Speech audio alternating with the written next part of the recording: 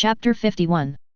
Quietly watching the clowns jumping around desperately, the mayor calmed down a lot and no longer had the initial anger.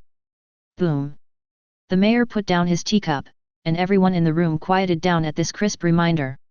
He stood up, narrowed his eyes slightly, looked around at everyone present, and slowly said, "We are all a bunch of murderers. It sounds a bit ridiculous for an old man like me to teach you about morality and the bottom line of being a human being. So I will say something that you bastards who only have muscles but no brains can understand. Our guard group was originally established to organize people to resist the pirates' looting. Since its establishment, our purpose has always been to protect our homeland and fight for those who cannot fight. We have been through countless battles over the past 30 years, killed countless pirates, and sacrificed many of our brothers. I've killed the most people among all the people present here. In order to kill more enemies and less of my own people, I used all kinds of conspiracies and tricks. My hands are stained with blood, but it's all the blood of those damned pirates. I just hate it enough. Even if I die, I can be worthy of those dead brothers. We are executioners. But we have successfully protected the old, weak, women and children in this town. Among them are the old people who gave birth to you and raised you, your lovers who you want to spend the rest of your lives with, and the children you gave birth to and wanted to raise. You are all heroes." The mayor raised his hand and pointed and continued, "And today, this idiot is trying to instigate everyone to get rich, and he's even making it sound so righteous. If you, Laozi, hadn't sacrificed yourself, you would have pd me off to death today." Ignoring Hainu's angry look, which seemed to want to kill someone, the old mayor looked at everyone and continued, "If we really abandon our bottom line and do this today, we will do anything for money tomorrow. Then what is the difference between us and those damn pirates? Why don't we just abandon our wives and children and go out to sea as pirates? Why do we still have to stay with these old, weak, women and children who are only holding us back? How can you face your brothers who sacrificed their lives in the other world after you die? Tell them that we threw away the things they fought so hard to protect like trash. Now tell me. Do the rest of you think the same thing as this idiot?" Everyone lowered their heads in silence. Some people felt ashamed for having felt a little moved just now. Even the few people who had supported him at the beginning had conflicted expressions. No one spoke up to support Hainu anymore. The room was deathly silent. The 20 or so people were obviously strong and healthy, but they were like children who had done something wrong and dared not make a sound in front of the old mayor. "You." Seeing this scene, Hainu was so angry that his teeth were itching. He only regretted that he was not well educated and could not have a heated debate with the mayor. He knew that it was impossible to win over other people today. If he stayed any longer, his own people might rebel. Hainu had already wanted to retreat, but in order not to weaken his momentum, he had to say a few harsh words before leaving. "Humph. Mayor, I'm not good at talking but I can't win against you. I only know that my brothers followed you to live a better life. Now the opportunity is right in front of us, but you are cowardly and retreat. You are no longer the mayor you once were. Since you don't dare to do it, then I will do it myself with my men. All the money we get this time will belong to us. From now on, I will no longer abide by those broken rules you set. I will not give a penny of my own spoils to those useless trash. A whole. Half of the money we earn is divided equally among the brothers, and the other half is used to support the families of the brothers who sacrificed their lives. This is the iron rule of our group. Are you planning to betray the organization?" Tai Ma also stood up and questioned sternly, his right hand already on the hilt of the knife. Hainu took 2 steps back, and when he got closer to the door, he responded confidently, "That's right. Laozi won't play with you anymore." Cho, cho, cho.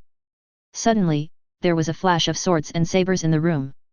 More than a dozen people behind Shima drew their swords and guns and pointed them at Hainu and others at the door. Hainu and his 6 loyal followers also took out their weapons, but their numbers were 2 or 3 times smaller and they seemed a little outnumbered. The two sides confronted each other like this, and the atmosphere in the room suddenly became tense. "Mayor. You just said so many great truths, but now you want to kill all your former companions. When people are in life and death situations, even their brains work faster." Hainu shouted anxiously to the old man. Hearing this, the old mayor's eyes suddenly became less cold. After a long while, he sighed and said slowly, "Hainu, considering that your father and brother both died in the battle to defend the town, I will give you one last piece of advice. Not only is it a matter of principle, but it is also because they are not simple people. Don't harm the brothers behind you. Black Bull said disdainfully, don't bother your concern. I'm not a child, I will be responsible for my own choices.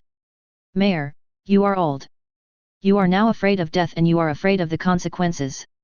You are no longer suitable to sit in this position and lead us. Okay. Hey New, if you agree to one condition and don't do anything to those women and children, I will let you out of this house. Otherwise, don't blame me for not remembering our friendship. I will clean up the mess today. I believe your father will not blame me even if he knows about it. When you live under someone's roof, you have to bow your head. Okay. I swear I will never touch women and children. Now it's okay. Hey New compromised. Mayor. The iron horse on the side wanted to persuade let them go. The mayor waved his hands, closed his eyes and rubbed his temples. Humph. Let's go. Hey New snorted disdainfully, kicked the door open, and left with a few of his brothers without looking back. You guys should go back too. I'm too old to bear it anymore. It's time to go to bed. Yes. Mayor. Everyone stood up and left, only the middle-aged swordsman remained standing quietly without moving. Iron Horse. Mayor, I'm here. The mayor took a sip of tea and asked, you have been in the group for more than 10 years. Do you think I am wrong? Shouldn't we be a little selfish and let our brothers live a good life? No. I think you are right, Mayor. You saved my life. I was just a weak orphan at the beginning. If you were not willing to help such a useless weakling, I might have starved to death. My living conditions are many times better than before. Many brothers are actually like me and are very satisfied. Human desires are endless. Even if you give more, unsatisfied people will still not be satisfied. Hey New is an ungrateful person who can never be tamed. The mayor's frown relaxed a lot after hearing this, and he gave another order, you should arrange a few people to secretly protect the couple and the 2 children tomorrow. I don't trust Hey New. He is not someone who will keep his promises. Yes. Okay, you should go back and rest early too. Tai Ma stood up, bowed and walked out. Chapter 52. After everyone has left. The room, which was crowded and noisy just now, suddenly became quiet and empty. As people left and the tea got cold, the mayor couldn't help feeling a little melancholy. He took out a pair of reading glasses from his pocket and put them on himself, then slowly stood up and walked to the side. He raised his head and stared at a few yellowed old photos on the wall in a daze. The photos showed his younger self and his comrades who had fought side by side with him. My old friends, I'm sorry. Looks like you'll have to wait a little longer for me. I'm really worried about you. Every time you say it'll be soon, and I might have to go down to accompany you in the next battle, but in the blink of an eye, more than 30 years have passed. Good people don't live long, but evil people leave a legacy for thousands of years. Ha ha ha ha. Boom boom boom. Boom boom boom. Just as his thoughts were immersed in memories, there was a sudden knock on the door, bringing the old mayor back to reality. Who is it at this late hour? The mayor frowned and asked, reaching for the knife hidden under the table with some caution. Mayor, it's me, Forrest Gump. Forrest Gump hid outside for a long time and heard some of the more heated arguments. Now that everyone had left, he hesitated for a long time before finally running over and knocking on the door. Wait a minute. Hearing Forrest Gump's familiar voice, the mayor relaxed his guard, put the knife back, walked to the door and opened it. Why are you here so late at night instead of going back to sleep? The mayor asked curiously. Mayor, I took Lord Ger for a walk today. Before we left, he gave me some food and 2 bottles of beer. I wanted to bring some for you to try. As Forrest Gump spoke, he took the things out. Oh? You actually know how to take advantage of others, not bad. Ha ha ha ha. The old mayor showed a look of surprise when he heard this. This kid also knew how to accept gifts from others and use them to honor himself. He finally got it. The old mayor smiled with relief. It was a rare occasion for a Gump to be praised. He scratched his head a little embarrassedly and said happily, roasted chicken. It smells delicious. He, I didn't dare to take it at first, but Lord Ger said that if I didn't take it, I would have to find someone else to be my guide tomorrow. He also wanted to give me 80,000 Baileys as a tip but I refused. I was afraid of making him angry so I didn't dare to refuse him a second time. Bang! As soon as Forrest Gump finished speaking, the old mayor slapped him so hard that his eyes almost popped out. He covered his head with a painful expression and asked, "Mayor, why are you hitting my head again all of a sudden?" The mayor beat his chest and stamped his feet, then grabbed Forrest Gump by the collar and yelled, "You loser, not only will I hit you on the head, I'll also slap you to death.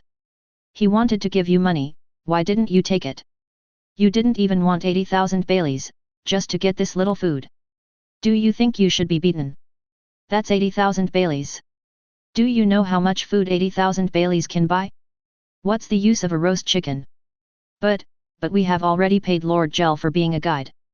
How can I take his money again?" Forrest Gump didn't dare to look the old mayor in the eye, but he still insisted on his own idea. The mayor covered his face with a painful expression, feeling helpless. He kept telling himself, "Don't be angry. Don't be angry with this idiot. He is just stubborn like this.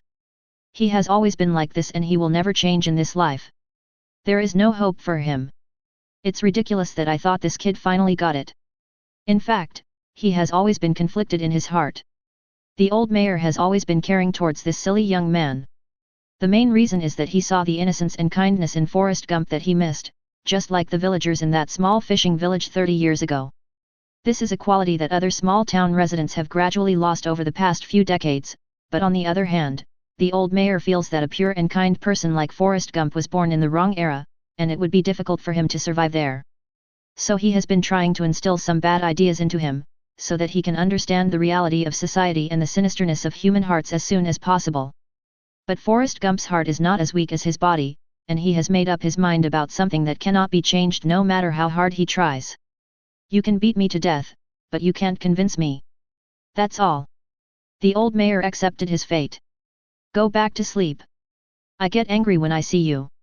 Get out of here." Forrest Gump had no choice. It wasn't the first time he got scolded anyway. He could only scratch his head and apologize while walking towards the door. Etc. The mayor suddenly stopped him and pointed at the bag in his hand and said, "How tactless. Leave the roast chicken. Didn't you bring it for me to taste?" "Oh, yes, I almost forgot. Sorry, Mayor." Forrest Gump ran back with a silly smile, put the roast chicken and beer on the table, and was about to leave when he heard the mayor say behind him, "You should sit down and eat something with us." "No need, Mayor, you eat, I've already eaten." After saying this, Forrest Gump ran away. "Doesn't this brat know how to lie?" The old mayor cursed with a smile, a helpless expression on his face. "Close the door again, insert the pin, and go back into the house." Although he was old, people who practiced martial arts had amazing appetites. The mayor finished the roast chicken on the table in no time. Belch. After drinking the last half bottle of beer in one breath, the mayor burped with satisfaction. "It smells so good. No, I have to ask where I bought this roast chicken tomorrow. Why is it so delicious? Bought it at Oral Yang." Early the next morning, Forrest Gump drove the carriage to the door of the hotel where Gale was staying and waited. After learning that Black Bull and his gang were going to harm Gale and his group, Forrest Gump was conflicted for the whole night. Lord Gale was very good to him, and if he didn't tell him, his conscience would be condemned. If he told him, he would be dead if Black Bull and his gang knew that he was the one who informed them. Should I tell Lord Gale about this? Forrest Gump paced back and forth at the entrance of the hotel. Tell, don't tell, don't tell, don't tell. Forrest Gump picked a small red flower from the flower bed at the entrance of the hotel. He pulled the petals and muttered to himself, hoping that God would give him some guidance. "Hey, it's so early, Forrest." Just as he pulled off the last petal, Ger suddenly patted him on the shoulder from behind and greeted him. "Ah!" Forrest Gump was concentrating on casting a spell when he was startled by Gale's sudden appearance, interrupting his chanting. He forgot whether to tell or not about the last petal. Good morning, Master Ger." Forrest Gump quickly threw away the flower stalk in his hand and greeted Ger nervously. "You didn't sleep well last night, did you? I don't see much nightlife in your town. Did you go on a date with a girl?" Seeing the dark circles under Forrest Gump's eyes, Ger joked. No, that's impossible. How could a girl like someone like me?" Gump smiled bitterly and laughed at himself, feeling a little lonely. "Yes, how could anyone like a guy like me who is poor, incompetent and not smart? Girls should like a guy like Captain Gare who is handsome, rich, and speaks well, right? Well, be more confident. I think you're a good person. At least you're honest. Many girls will eventually want to marry an honest man. Ger patted his shoulder comfortingly. Really? Thank you, Lord Gale. Forrest Gump was deeply moved. Except for the mayor, few people in the town were willing to say a word to him. Lord Gale is indeed a gentle and kind person. Gump's eyes suddenly became firm. He looked around to make sure there was no one around, then pulled gear onto the carriage and said in a panic, Lord Ger, run. Someone wants to harm you. Ghoul first looked at Forrest Gump with some surprise, then seeing that he looked nervous and didn't seem to be joking, he asked with interest, Oh? What? Who wants to harm me? Chapter 53. Last night. Forrest Gump was in a hurry and his words were not so good. He gesticulated for a long time before he finally told the whole story of the conversation he accidentally overheard last night. That's right. I don't know when they will take action, so Lord Gale, you should quickly find your crew and leave here immediately. The Black Bull gang is very scary. Although he had anticipated that someone would have inappropriate thoughts after seeing his group spending money like water, Ghoul was still very grateful to Forrest Gump for disregarding his own safety and resolutely choosing to run over to remind him of the danger. Gale patted his shoulder and said with a smile, Forrest Gump, thank you for telling me this. I understand. By the way, have you had breakfast? Breakfast? Not yet. No. Lord Gale, now is not the time to talk about this. You should hurry back to the ship and gather your companions to leave here. Seeing that Ghoul was not in a hurry and was even thinking about eating breakfast, Forrest Gump was a little crazy. Forrest Gump, just pretend you knew nothing about this, or you'll be retaliated against after we leave. I'm fine, Lord Gere, don't worry. I'm from here, and the mayor won't allow them to do anything rash. Besides, there were many people present yesterday, and they can't be sure who leaked the news. Gale was also somewhat curious as to why the mayor disagreed but still allowed this group of people to attack him. Was he trying to kill someone with a borrowed knife? That's good. Don't worry. My friends are all very strong. Don't worry. Let's go. We'll set off and eat breakfast on the way. Gale smiled and patted the bulging paper bag with a yellow M printed on it on his hand. It's useless even if the eunuch is anxious if the emperor is not. Forrest Gump had no choice but to follow Gere's instructions and drive the carriage towards the back mountain. As Forrest Gump drove the carriage out of the town, he began to look around. It was a desolate place, and he was afraid that Black Bull and his group of vicious people would suddenly rush out from somewhere to rob him. Lord Gale, are you really all right? They are a group of strong thugs. It's okay, don't worry. If they want to attack, they will target the weakest-looking people. Come and eat something first. Gale said as he handed him a spicy chicken burger. Tasty. But Lord Gale, aren't you worried about the safety of your companions? Since they are seeking money, then it is most likely kidnapping and extortion. How much money can they get from murder and robbery? Besides, my companions are not weak enough to be slaughtered at will. Gale thought that since the other party wanted to kidnap people, then it would be most appropriate to choose Baya and Ajin. He could just treat it as a test of their recent practice. At worst, if they were really caught, he would just spend money to redeem them, and then kill this gang and get the money back. He would not suffer any loss. Go dang, there were sounds of horse hooves as we soon passed the bare whiskey peak covered with tombstones. Gere asked a question that he had been curious about in his previous life, Forrest Gump, why do you people not only bury the pirates after killing them, but also erect monuments for them? Forrest Gump quickly waved his hands, swallowed the chicken fillet in his mouth, and explained, No, Captain Gale, these graves are not for pirates. These are people from our town. Only soldiers who died in the battle against pirates are allowed to be buried on this mountain. The mayor said that this has been the rule for decades. The adults have said this since he was old enough to understand. They said that this is the only way for the heroic spirits of the soldiers to come back. They can stand on the mountain and see the town they once protected at any time. This. So many tombstones. This is actually the martyrs' cemetery. Gale jumped off the carriage and looked at the endless tombstones. He was speechless and extremely shocked. Forrest Gump, who was driving the carriage, did not notice that it was slowly moving away. Gale bought dozens of jars of good wine from the system and poured all the wine on the ground. The air was filled with the rich aroma of wine. "My fellow martyrs, please forgive my unintentional offense. I will buy you a glass of wine today." After doing all this, Gale caught up with the carriage and returned to the carriage. After walking for about an hour, just when Gale opened the front window and was about to ask if they had arrived, he saw a marine base in front of him. From a distance, he could see the seagull flag fluttering in the wind above the base. Although it is called a marine base, it is actually just a very small base. Gale silently took out a mask, sunglasses, and a baseball cap and put them on himself.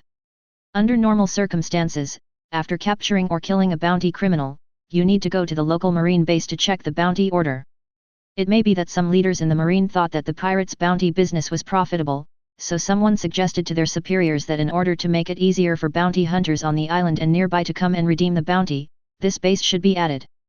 In fact, it was to make it easier for their own middlemen to make a profit from the difference.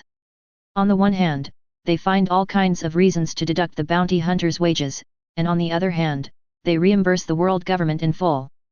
Why not make money without doing anything? Gale lamented that everyone's brains became smarter as they made money. After all, Marines cannot get bounties for capturing pirates, because the Marines' duty is to eliminate pirates. It's already included in your salary. Why do you still want to earn extra money? This is one of the reasons why most Marines are not keen on capturing pirates, as it is a thankless and laborious task. If they succeed, it's fine, but if they fail, they could lose their job at best or their life at worst. I would rather do nothing than make a mistake. This is the way of survival they believe in. A young Marine may be more motivated and want to move up through military achievements. Smart people have long discovered that moving up depends on connections and opportunities. If someone has a strong background and it is not the pirates he captured, military achievements can be forced upon him.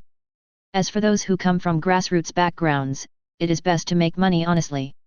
If pirates kill pirates and go to collect the bounty, there is a high probability that they will get themselves in trouble, so they can only find ways to snatch some meat from the pirate hunters.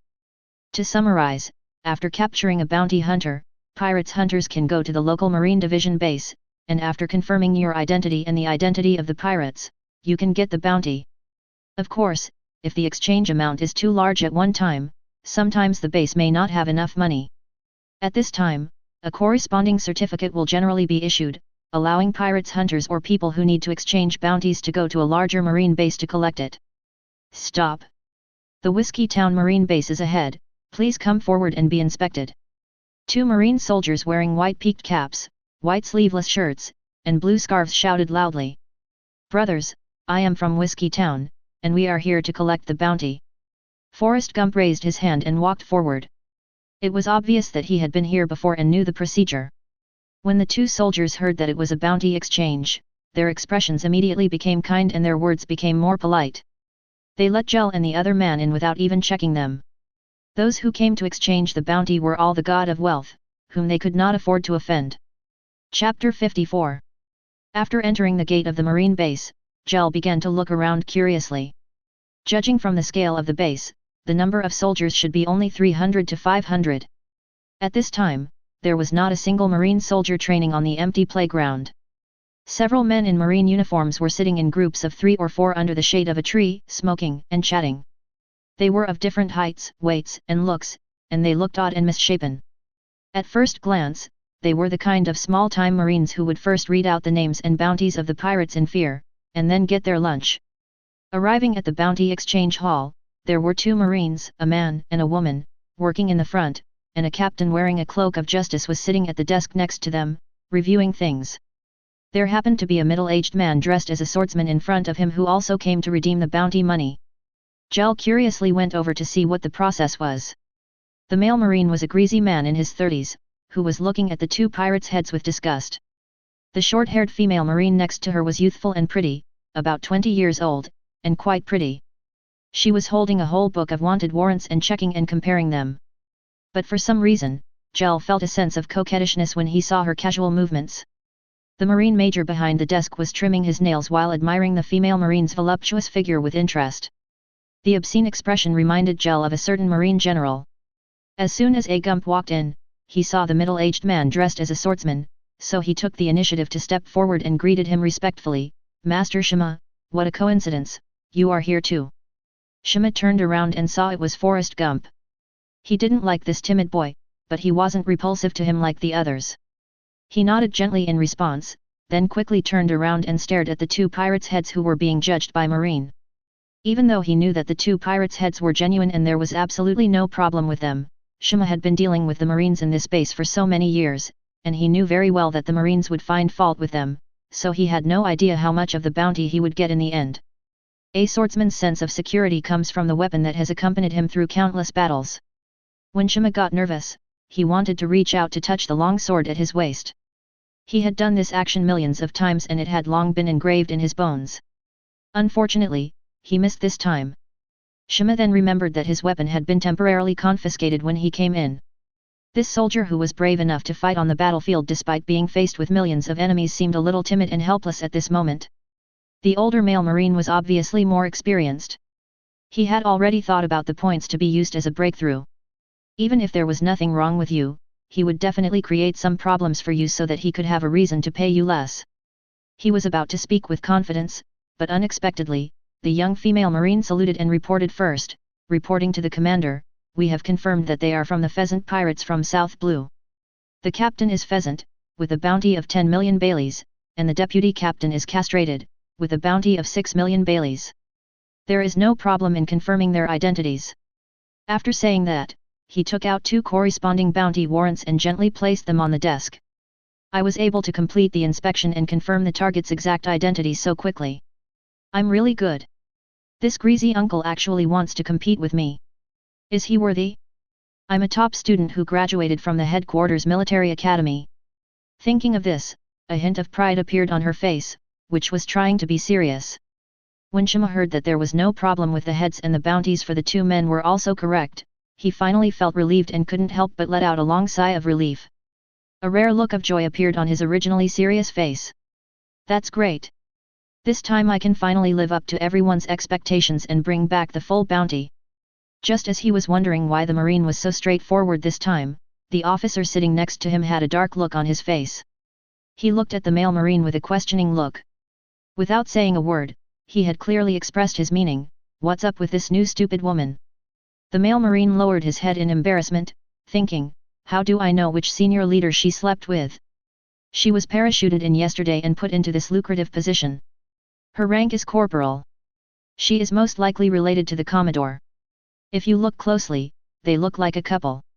If you don't even know me, I know even less. So stop looking at me." Ahem. The Major cleared his throat, put down the nail clippers in his hand, and asked in a bad tone, "Have you checked carefully? Are you sure there are no problems?" "We have carefully checked and compared them, and there are absolutely no problems." The female Marine once again answered in the affirmative. The Major had no choice but to wink at the male Marine. The male Marine understood and immediately stepped forward to report, "Sir, I just checked the 2 pirates' heads carefully and found some suspicious points.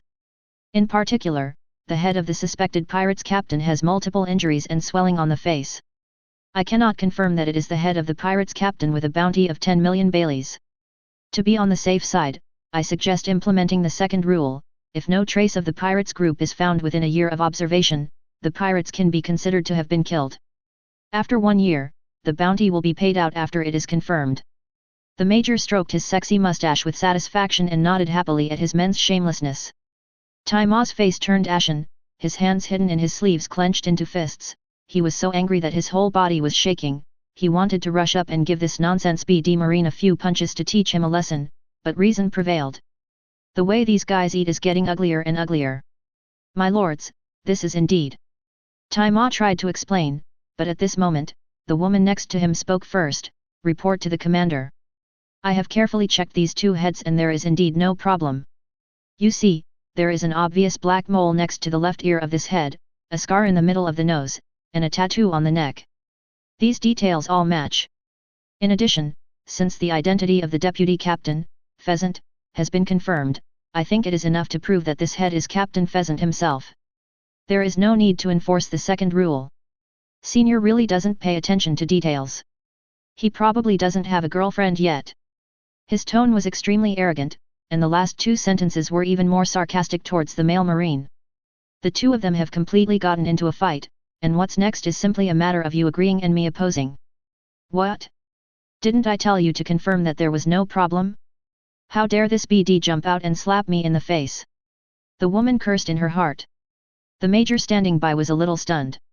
She didn't expect that this female soldier not only had big breasts and no brains, but was also very stubborn when she made her unhappy. He was not the boss here, and he didn't know which old baby this woman had hooked up with. The more unruly the woman was, the more the major was afraid of the person behind her. He didn't dare to scold her, and for a moment he didn't know how to end the situation. He couldn't continue to lie with his eyes open in front of so many people. The scene fell into dead silence. Even the major's obviously much more rapid breathing became clearly audible. Gale came forward to watch the show with great interest. After a long while, the male soldier smiled awkwardly and took the lead in smoothing things over. I did overlook a few points that this female colleague mentioned just now. I think you can use them as a reference. In view of the current situation, I suggest a compromise. We can adopt the third rule: first pay out half of the reward and issue a receipt. 1 year later, when it is confirmed that the thief has indeed been killed, the remaining reward will be reissued. What do you think, sir? Smart subordinates should know how to take care of their leader's face. Taking the initiative to take responsibility and giving the leader a way out can be said to be a very good move. Although he was satisfied with the male soldier's cleverness, he would lose millions of Baileys if he took this step back. The major was still struggling with his dilemma. Suddenly, he saw the female marine was about to fire again. He made a hasty decision, slammed the table, and shouted, "Okay. I'll do as you say." The female marine seemed to be hesitant to speak, but finally shut her mouth. Chapter 55. Marine accepted the 2 pirates' heads, issued the relevant documents, and then took Iron Horse, who had no say in the entire process, to the back room to collect the bounty. Damn it! I lost 5 million Baileys on this business today. What a huge loss! The major was still feeling sad for the loss of Bailey, but when he saw there were people queuing up behind him to redeem the bounty, the expression on his face improved a little. The several islands near the entrance of the Grand Line are simply graveyards for novice pirates, so pirate hunters often come to redeem bounties. As a marine base of the Grand Line, the financial reserves are relatively sufficient. The honest man Shima quickly collected the bounty and walked out. Normally, the old mayor would personally lead the team to negotiate with Marine, but this time he was asked to come by himself to redeem it, and he was almost cheated and unable to report back. The whole process only took a dozen minutes, but made him feel more tired than practicing swordsmanship for 10 hours. If it weren't for that upright and brave female soldier who spoke up for justice, he would probably only get a fraction of 6 million of the 16 million. Thinking of this, Shima couldn't help but look at the female soldier beside him with gratitude. Feeling the gaze of this handsome man full of masculinity looking at her as hot as summer, the female marine showed a charming smile and cast a wink at Shima, feeling secretly happy, this damn charm of mine. As a swordsman with good strength, Tai Ma is used to holding the sword with his right hand all year round. He doesn't need any woman at all. Women will only slow down his sword drawing speed. How can an old virgin in his 40s stand such blatant seduction? He quickly looked away with a red face. Looking at the voucher in his hand which didn't even have a stamp on it, Shima felt helpless. Marine promised that he could exchange this piece of paper for 5 million Baileys in a year. To be honest, he wouldn't believe it even if he was beaten to death. The old mayor had a whole box of these blank checks, but he had never seen anyone that could really be exchanged for money. But then again, he was able to get 11 million berries out of the 16 million bounty, which was nearly 70%, and he had already exceeded the mission goal. Are you two here to redeem your bounty as well? Looking at the 2 young men standing there with empty hands, the middle-aged marine asked suspiciously. Yes, Marine-sama, we need to redeem the bounty. Forrest Gump hurried forward and answered stiffly. The middle-aged male marine was the best at observing people's words and expressions. Forrest Gump's humble and polite appearance made him look down on him. Who among the capable people in this world is not unruly and looks awesome? Even though the boy behind him was wearing a hat, sunglasses, and a mask to cover his face, one could still tell that he had an extraordinary demeanor, especially with a sleeping kitten lying on his shoulder. He looked very impressive at first glance, and the male marine immediately understood who was the boss. Since you are here to redeem the bounty, then quickly bring out the pirates' heads. Also, please tell me which pirate you killed. The female marine wanted to finish the job quickly and get off work early. Although she liked young handsome men, mature uncles were her main dish, so she urged him impatiently. If Gale knew that a woman defined him as a young hunk in her mind, he would definitely reveal his clothes to let her know what it means to look thin when dressed and full of muscles when undressed. Forrest Gump could only turn around and ask for help from Gale, who was standing behind him. To be honest, Forrest Gump was very panicked at this time. Lord Gale said he wanted to redeem the reward with nothing in his hands.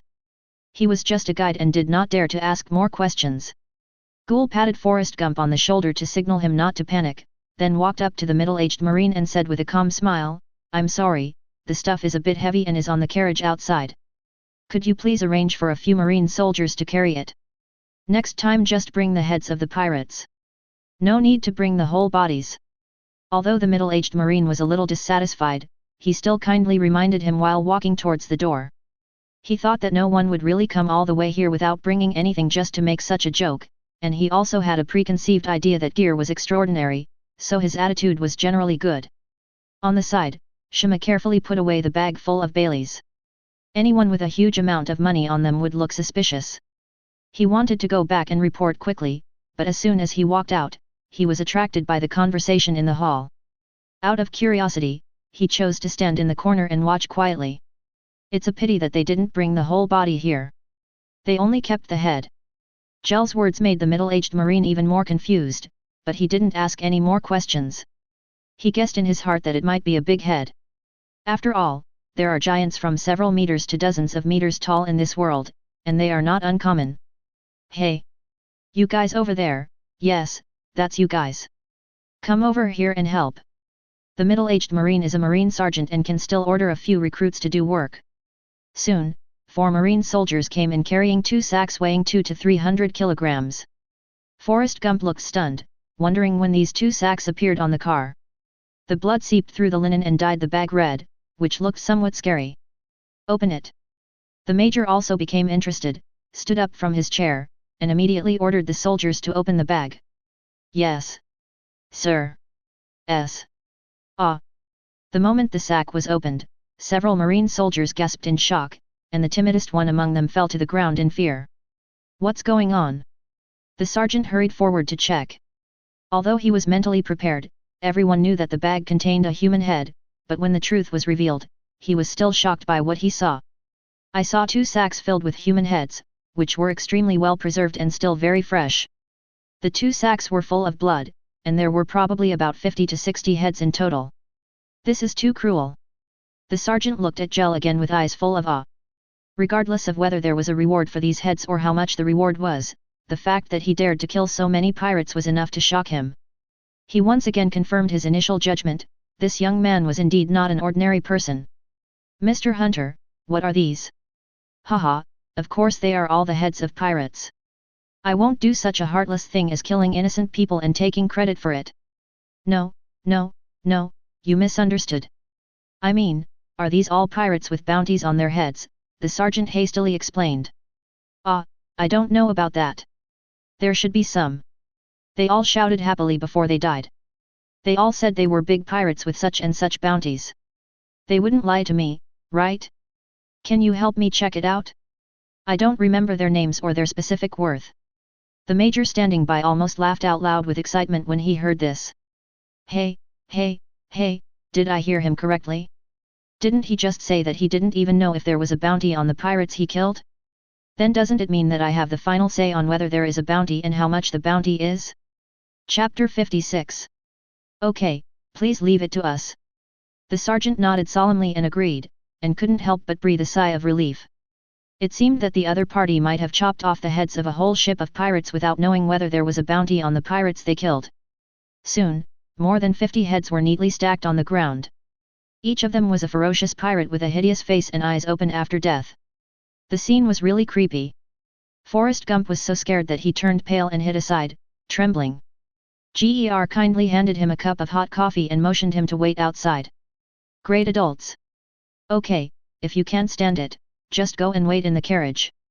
You can't help with anything here anyway." Forrest Gump looked at Ger with gratitude. In the end, he chose to stay, but his face was still pale.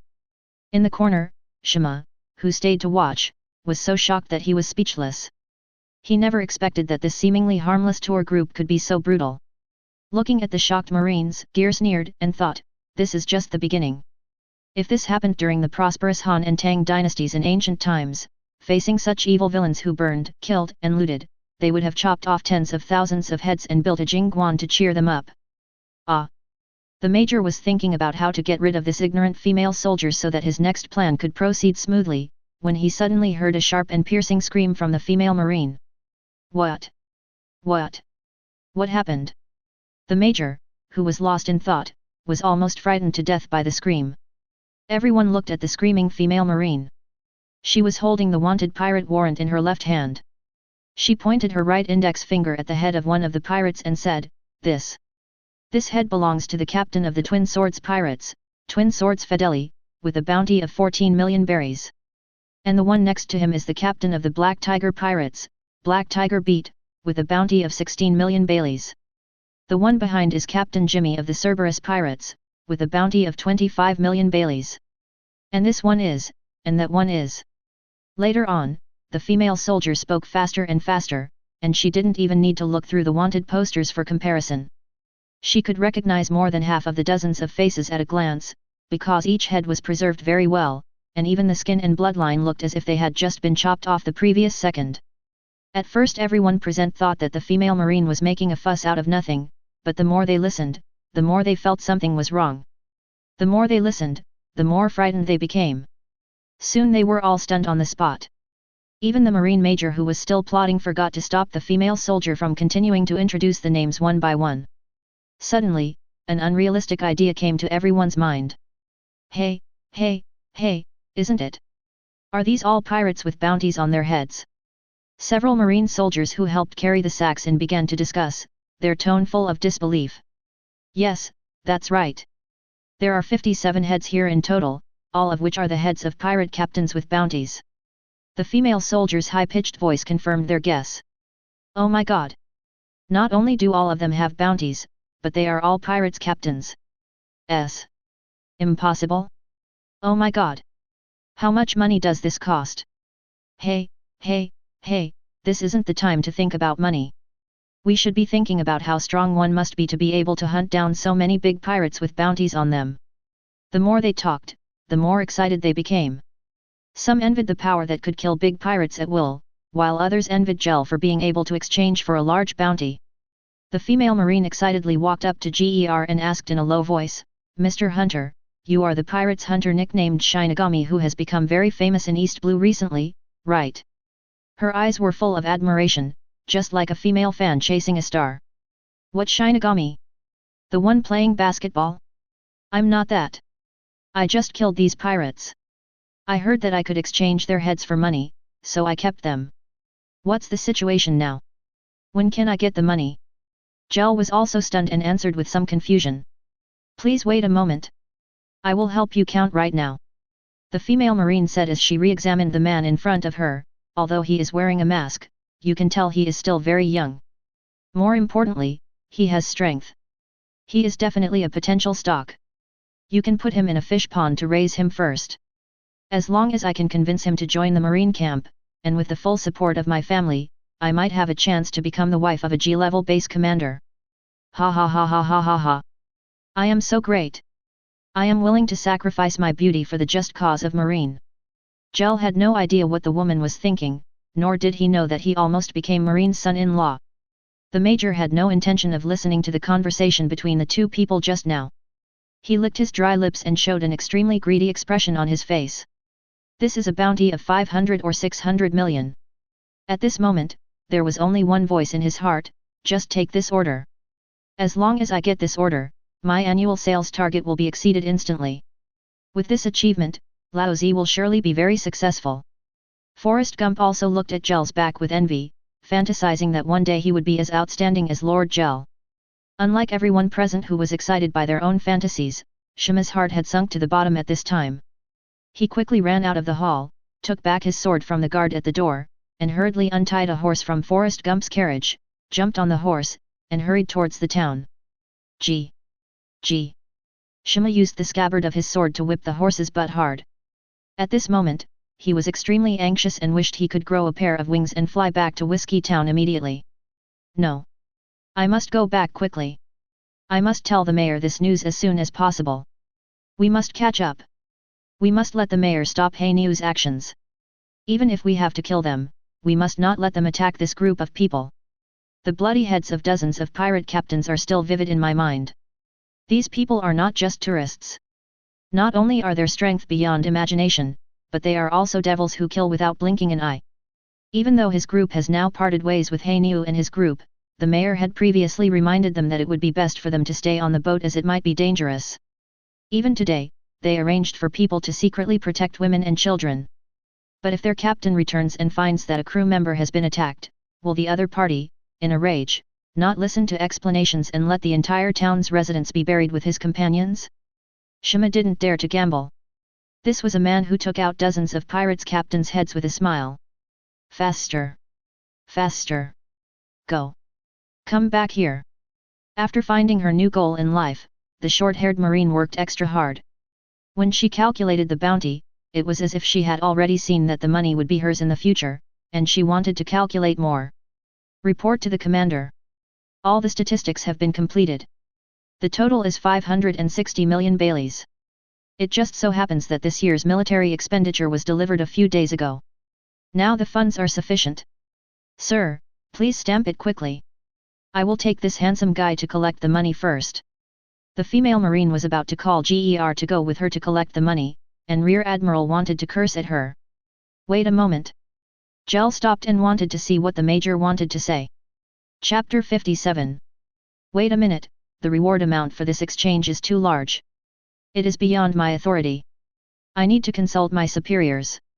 After saying that, the Major winked at the two Marine petty officers beside him, wanting to pull them out to smoke a cigarette and discuss countermeasures. The female Marine standing by her side no longer considered herself an outsider and immediately jumped out to expose his lie. Sir, I remember that the Commodore has not returned from Naval Headquarters for a report yet. Why do you need to ask your superiors for permission to go out? I have a den mushi with me.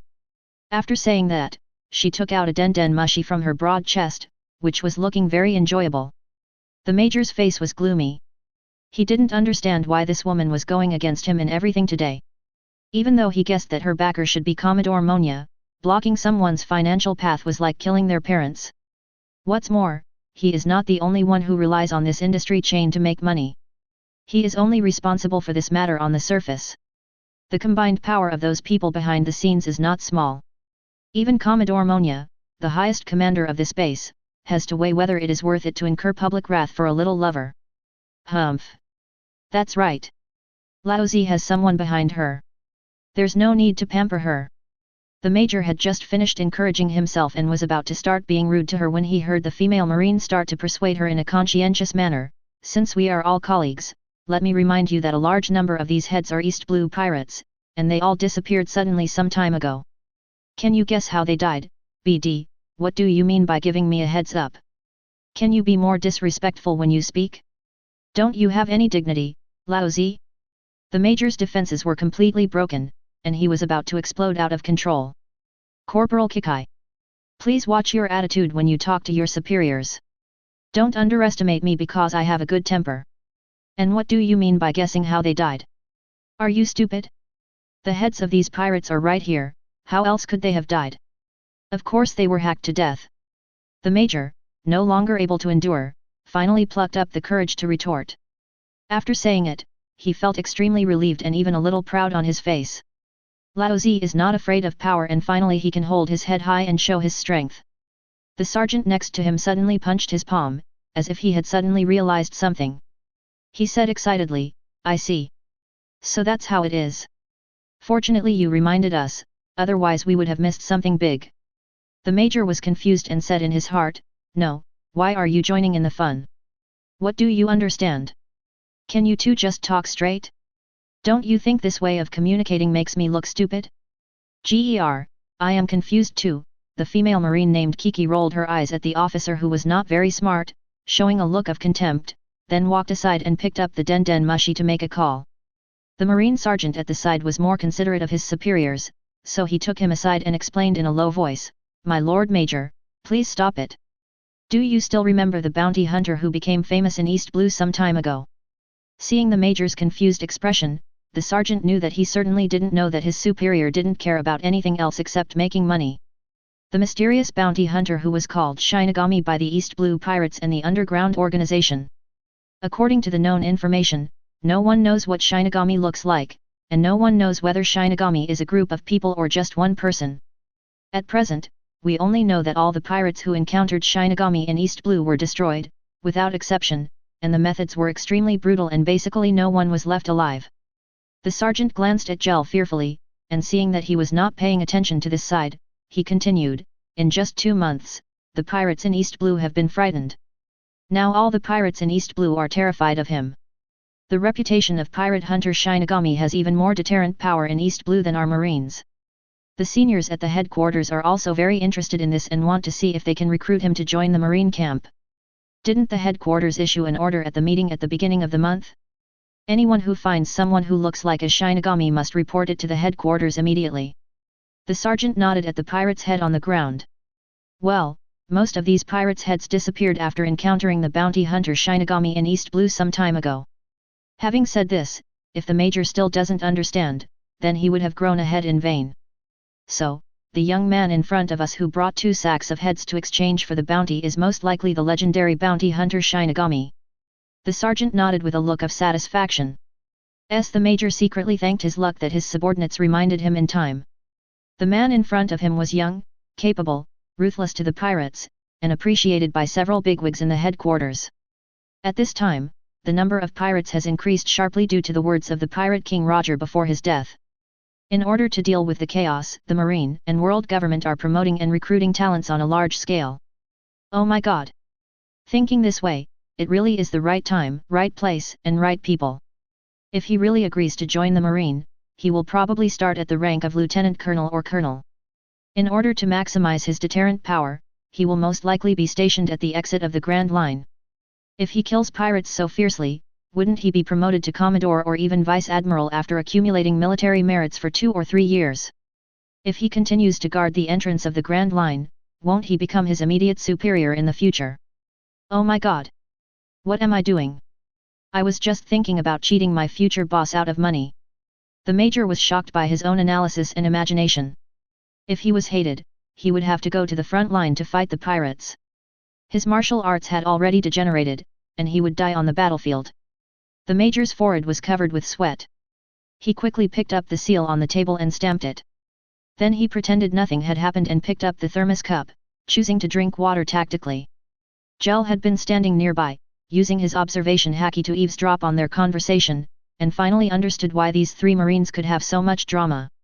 He thought that a few Marines were jealous of such a large bounty and were planning to find ways to kill him and then swallow up the property. If that was the case, Gale would not just surrender. Some Marines would inevitably die if he went out to fight, and he would definitely be put on a bounty. Although he was not afraid, Gale was a person who was afraid of trouble. After hearing the conversation between the two, Gale wanted to laugh. He did not expect that the Marine would actually want to recruit him.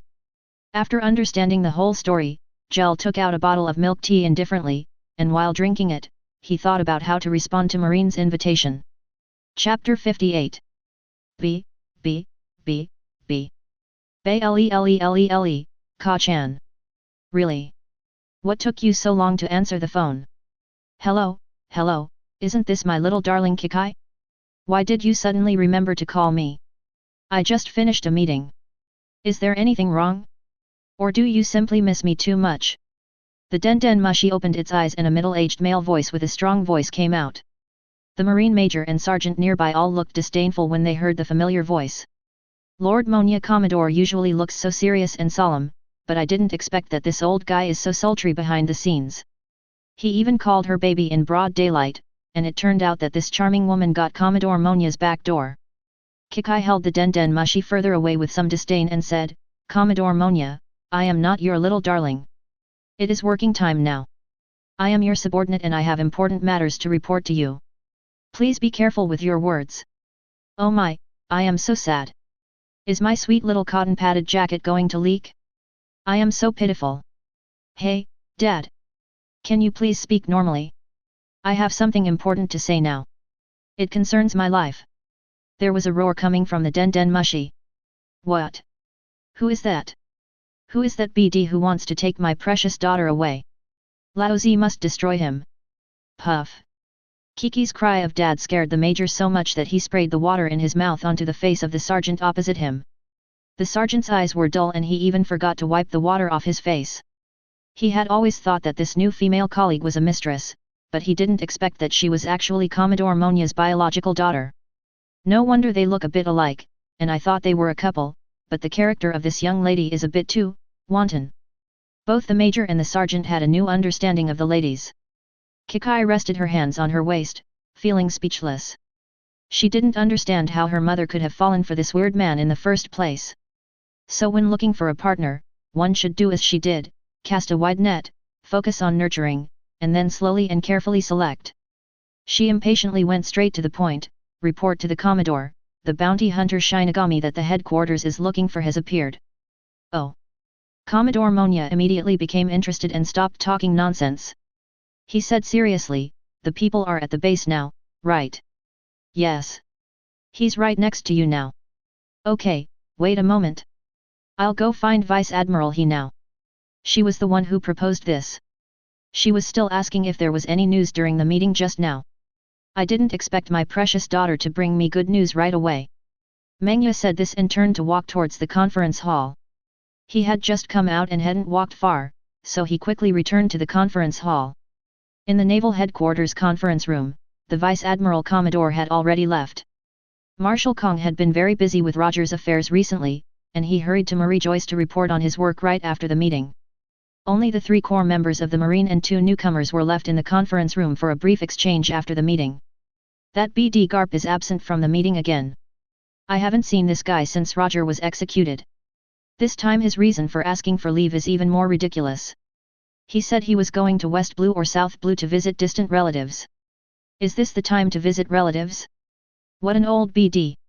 The first person to speak was a middle-aged man with a black afro and a pair of frog glasses. He was BG on the table and complaining. This man was Admiral Sengoku, one of the Marine's strongest fighters. Forget it, let him go out and relax. He has been chasing Roger for most of his life, and now it is finally over. But it happened in this way. He may be a little upset and want to be alone. A lady in her 50s with many wrinkles on her face spoke. She was wearing a lavender shirt and tie, and her hair was not long and was casually tied into a ponytail. Her eyes were as clear and calm as a lake, and her face was kind. Zaya-he, you are just too gentle. Ahem. As soon as Sengoku finished speaking, he realized that he had forgotten that there were so many people watching him. His face suddenly turned red and he coughed twice in embarrassment. Humph, when Roger surrendered himself, we should have killed him right away, knowing that he had ulterior motives. It would have had the same effect if we executed him and displayed his body afterwards to serve as a warning to others. But the world government insisted on holding a public execution, and now the entire ocean is in turmoil. The number of pirates has skyrocketed, and our marines are already stretched to the limit and are completely on the defensive. They caused the trouble themselves, and now they have the audacity to blame us. It's ridiculous. A middle-aged strong man said with a dark face. Okay, Sakazuki, complaining about anything now won't change what has already happened. Let's first think about how we should deal with the next wave of pirates. Sengoku Admiral said softly. Oh, what a headache. I'm so envious of Vice Admiral Garp. A 30-year-old wretched old man wearing sunglasses said, and then he took out a nail clipper and started trimming his nails. The purple-haired old man sitting upright with a serious expression saw this and started to scold him, as a righteous marine, you are too lazy. Borsellino. Borsellino raised his hands and pretended to be very scared and wanted to surrender. Yes, I get it. That's scary. Teacher Zephyr is still as strict as ever. Sengoku shook his head. Zephyr had already stepped back to train talents for the Marine. If nothing unexpected happened, he would be promoted to Marine Marshal in a few years. Sakazuki, Borsellino, and Kyuzan, these 3 powerful juniors, were undoubtedly the pillars of the next generation of Marine. However, if they were to be trained as successors, these 3 had obvious shortcomings. Sakazuki is prone to temper and cruel methods. Sengoku doesn't mind him being cruel to the pirates, but Sakazuki treats almost everyone equally, including his own soldiers. Kyuzan seems to be okay now, with a very positive attitude and a strong sense of justice, but he is a little impatient. He should not have been assigned to Garp's ship in the first place. He has learned nothing good from that old BD and has only learned some bad habits. As for Borsellino, well, let's not talk about it.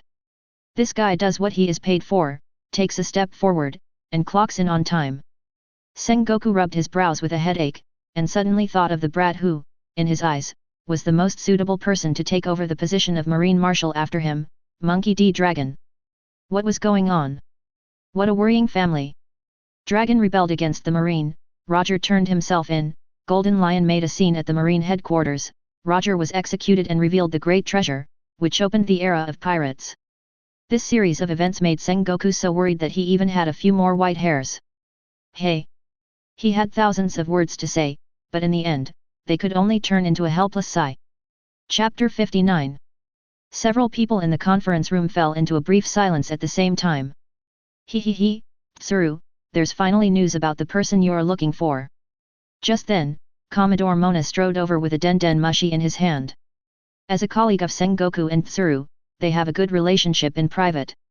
In informal occasions, he did not stick to the distinction between upper and lower ranks of the military. He smiled cordially and said, "Oh? Where?" Vice Admiral he also raised his head and gave a kind smile to this old friend with whom he had known each other for decades. He went to my crappy base to redeem the bounties on those pirates. He's still there now. Kikai just notified me.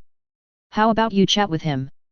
Vice Admiral Tsuru didn't waste any words and nodded, taking the den mushi from Monya's hand. Hello, I'm Vice Admiral Tsuru of the headquarters. And I'm Kikai. I know, Xiao Kikai, have you confirmed your identity? Well, that one hasn't happened yet. He himself doesn't seem to know anything about Shinigami, but he brought 57 pirate heads to the base to exchange for bounties, which surprised us all. I've checked, and all 57 of them are pirate captains with bounties ranging from a few million berries to 20 to 30 million berries. A large number of them are East Blue pirate groups, all of which have disappeared after the recent Shinigami rumors appeared. So I guess their identities should be correct. Kikai expressed her analysis and basis. Sakazuki, who was sitting next to him, nodded. Although he still had that stinky face as if others owed him hundreds of millions, there was still some admiration in his eyes. Even he had heard about the recent deeds of this pirates hunter who was in the limelight in East Blue. His method of eliminating all pirates was very much to his liking. Sakazuki had already made up his mind that if he really joined the Marine, he must find an opportunity to transfer such talents to his own team so that they could play their roles to the greatest extent. Okay, I get it, Shishi. You did a great job. Give him the den mushi and tell him that someone from the naval headquarters wants to talk to him. After some encouragement, Vice Admiral he decided to communicate in person. Okay. Seeing the female Marine coming towards him with a den mushi, Gale was not surprised. He had even overheard who was on the other side of the den mushi. They were about 30 meters apart, and anyone with sharp ears could hear it, not to mention that he had observation haki. Hello, Mr. Hunter, our Marine leader wants to talk to you. Oh? Do you need to alert the bosses at headquarters just to exchange a few 100 million in bounties? It seems like you Marines are having a hard time. Gale didn't refuse. He calmly took the den mushi and teased. The ridicule from den mushi made several people in the conference room look different. Marine had no source of income of its own and relied on the military budget allocated by the world government every year. This was also a means for the world government to control Marine, the largest force at sea. Such a large organization as Marine required huge amounts of money just to maintain normal operations, so Marine was indeed short of money, but it was not to the point that it could not even take out hundreds of millions in bounties, not to mention that the money was also paid by the world government. Hello, Mr. Hunter. I am Tsuru, the Vice Admiral of the Naval Headquarters and Chief of the Marine Staff. Although he had guessed it, when he actually heard the voice reveal his identity, Gale couldn't help but feel excited. Vice Admiral Crane, the Chief of Marine Staff. Traveling through the world of Pirates King, besides enjoying the wonderful scenery, isn't the most interesting thing to collide with the heroes of this world? Now the dream has come true, how can I not be excited to have the opportunity to chat with this Marine boss who is both powerful and intelligent? Hello, Vice Admiral Crane. It's a pleasure to speak to you. Gale said politely that compared to Garb, a scoundrel who couldn't distinguish between good and evil and had no clear stance, Gale still respected old men like Tsuru, Sengoku, and Zephyr who had worked hard for the Marine all their lives. Several people in the conference room could tell from his voice that Gale was very young and were a little surprised. The people present had high standards. The ability of the pirates to kill 20 or 30 million Baileys was not enough to surprise them. It was just that through previous analysis, they thought that someone who hated the pirates so much should be an older person with a certain past and experience. They didn't expect that the other party was actually a young man, which was a bit unexpected. Hehe, Your Excellency, are you going to introduce yourself? Vice Admiral, he smiled faintly. Based on just one sentence, she could tell that although Ger had no hostility towards Marine, he was obviously wary of her. Haha, sorry, I forgot because I was so happy. My name is Ger. I'm just a good man without an identity. I'm currently an adventurer traveling around. Gale replied calmly that he did not choose to conceal the information deliberately. Marine could find out this information as long as he was willing to ask a few townspeople. It would be better to be honest since he could not hide it even if he wanted to. Adventurer? This profession is rare. Sengoku stroked his chin and thought, maybe he could start from this aspect, separate these people from the pirates. Going out to sea for adventure or looking for treasure does not mean that one must be a pirate. As long as the Marine and the world government are willing to recognize the profession of adventurer, as long as they do not fly the pirate flag, do not do bad things, and do not claim to be pirates, those who have no criminal record can be given another identity choice. Maybe there are not many people who are purely for adventure and treasure hunting, but now that pirates are powerful, the more they can be weakened, the better. Sengoku's eyes gradually brightened as he thought. The world government has not issued a maritime ban prohibiting everyone from leaving the country or island where they live, so going out to sea for exploration or treasure hunting is not illegal. But since when, anyone who goes out to sea, whether for murder or travel, must proudly hang the pirate's flag and claim to be a pirate.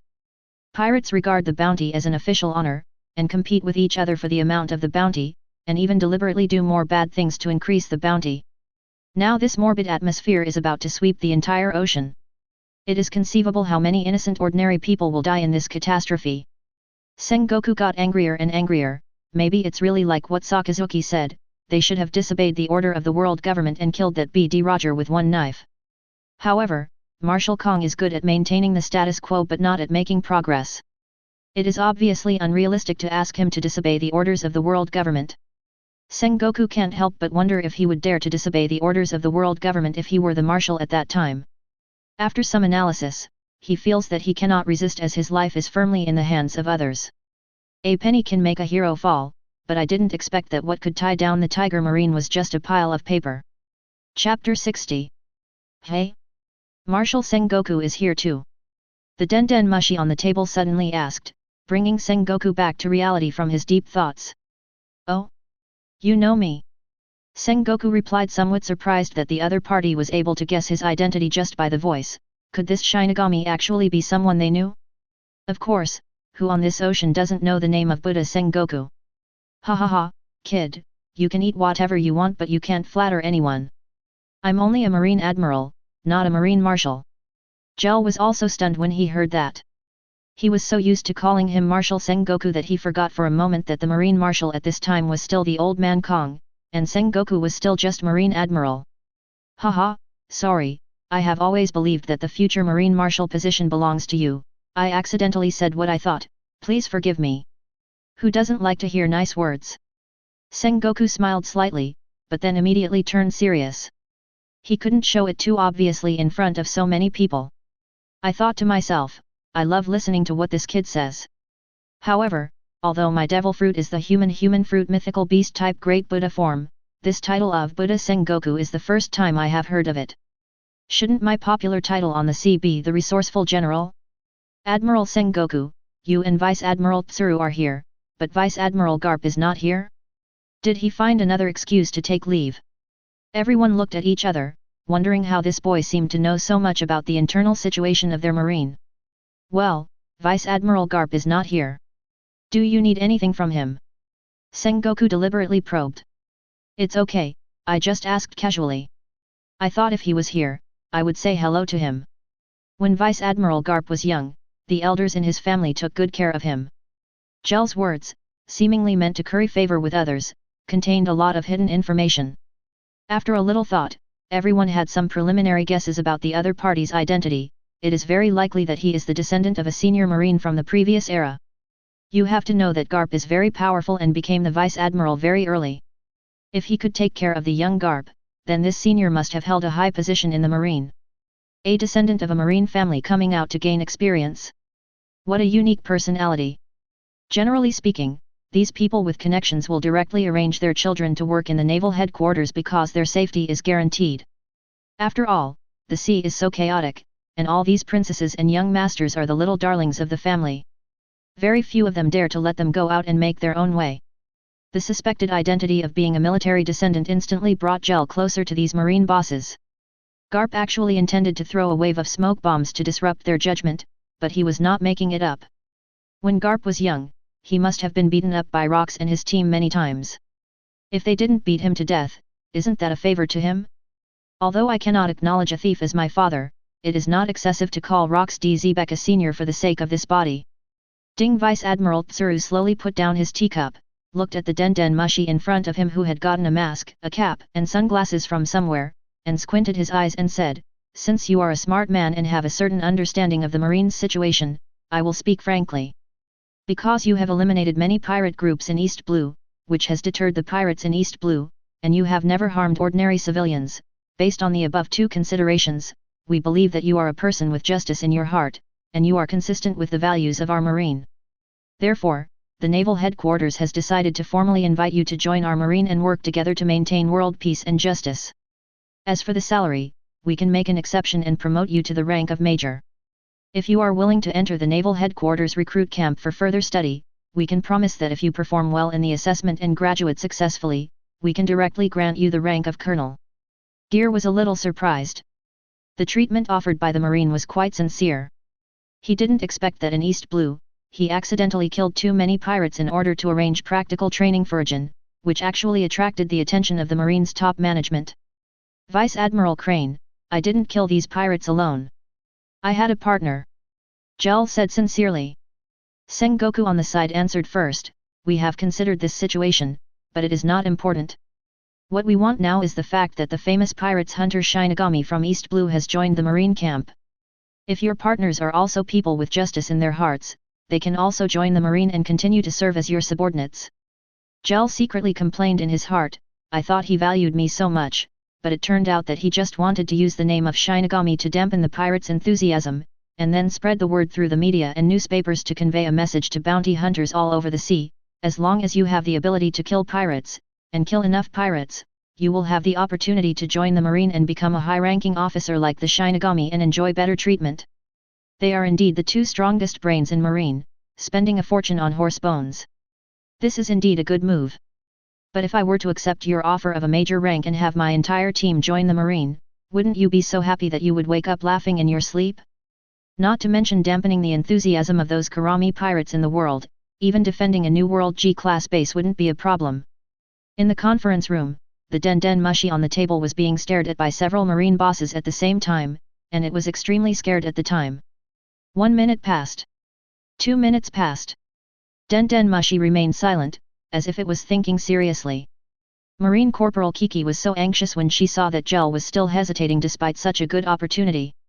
The conversation between Gale and the bosses just now made her more convinced that this man was the rich son-in-law she was waiting for. After a long time, Gale finally opened his mouth. Vice Admiral, Admiral Sengoku, first of all, thank you very much for the recognition and invitation from the Naval Headquarters. But please allow me to decline." "Hey, I refused. I told you, you lose, Sakazuki, lunch today is on you." Borsellino lowered his head and fiddled with the nail clippers in his hand, speaking in a low voice without looking up. "Humph. Please go to the cafeteria to eat. Order whatever you want," Sakazuki said proudly. Borsellino was a little disgusted. This guy is too stingy. Is it so difficult to treat him to a good meal when his salary is so high? Generals of their level can eat as much as they want in the Marine canteen, and it is all free. Chapter 61. In the silent conference hall. "Oh? You refused.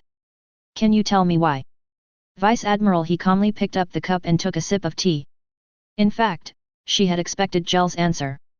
The other party was obviously very familiar with the Marine. Moreover, if he was really a child of a Marine family, it would not be difficult for him to find a part-time job in the Marine. Since he did not choose to join the Marine at the beginning, he must have had some considerations. Of course, he would not change his mind just because she recruited him. Gel's mouth curled up, feeling proud of his new achievement. Not everyone has the opportunity to be personally recruited by the boss of Naval Headquarters. Then he said what he had thought of a long time ago. How should I put it? I've been used to being free and undisciplined since I was a child. Marine has too many rules to follow, which are not suitable for me.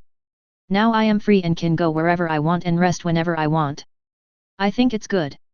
After joining the Marine, I will not only lose a lot of fun, but also have to attend various boring meetings frequently. If I take too many days off, my salary will be deducted. I can't even exchange bounties for killing pirates.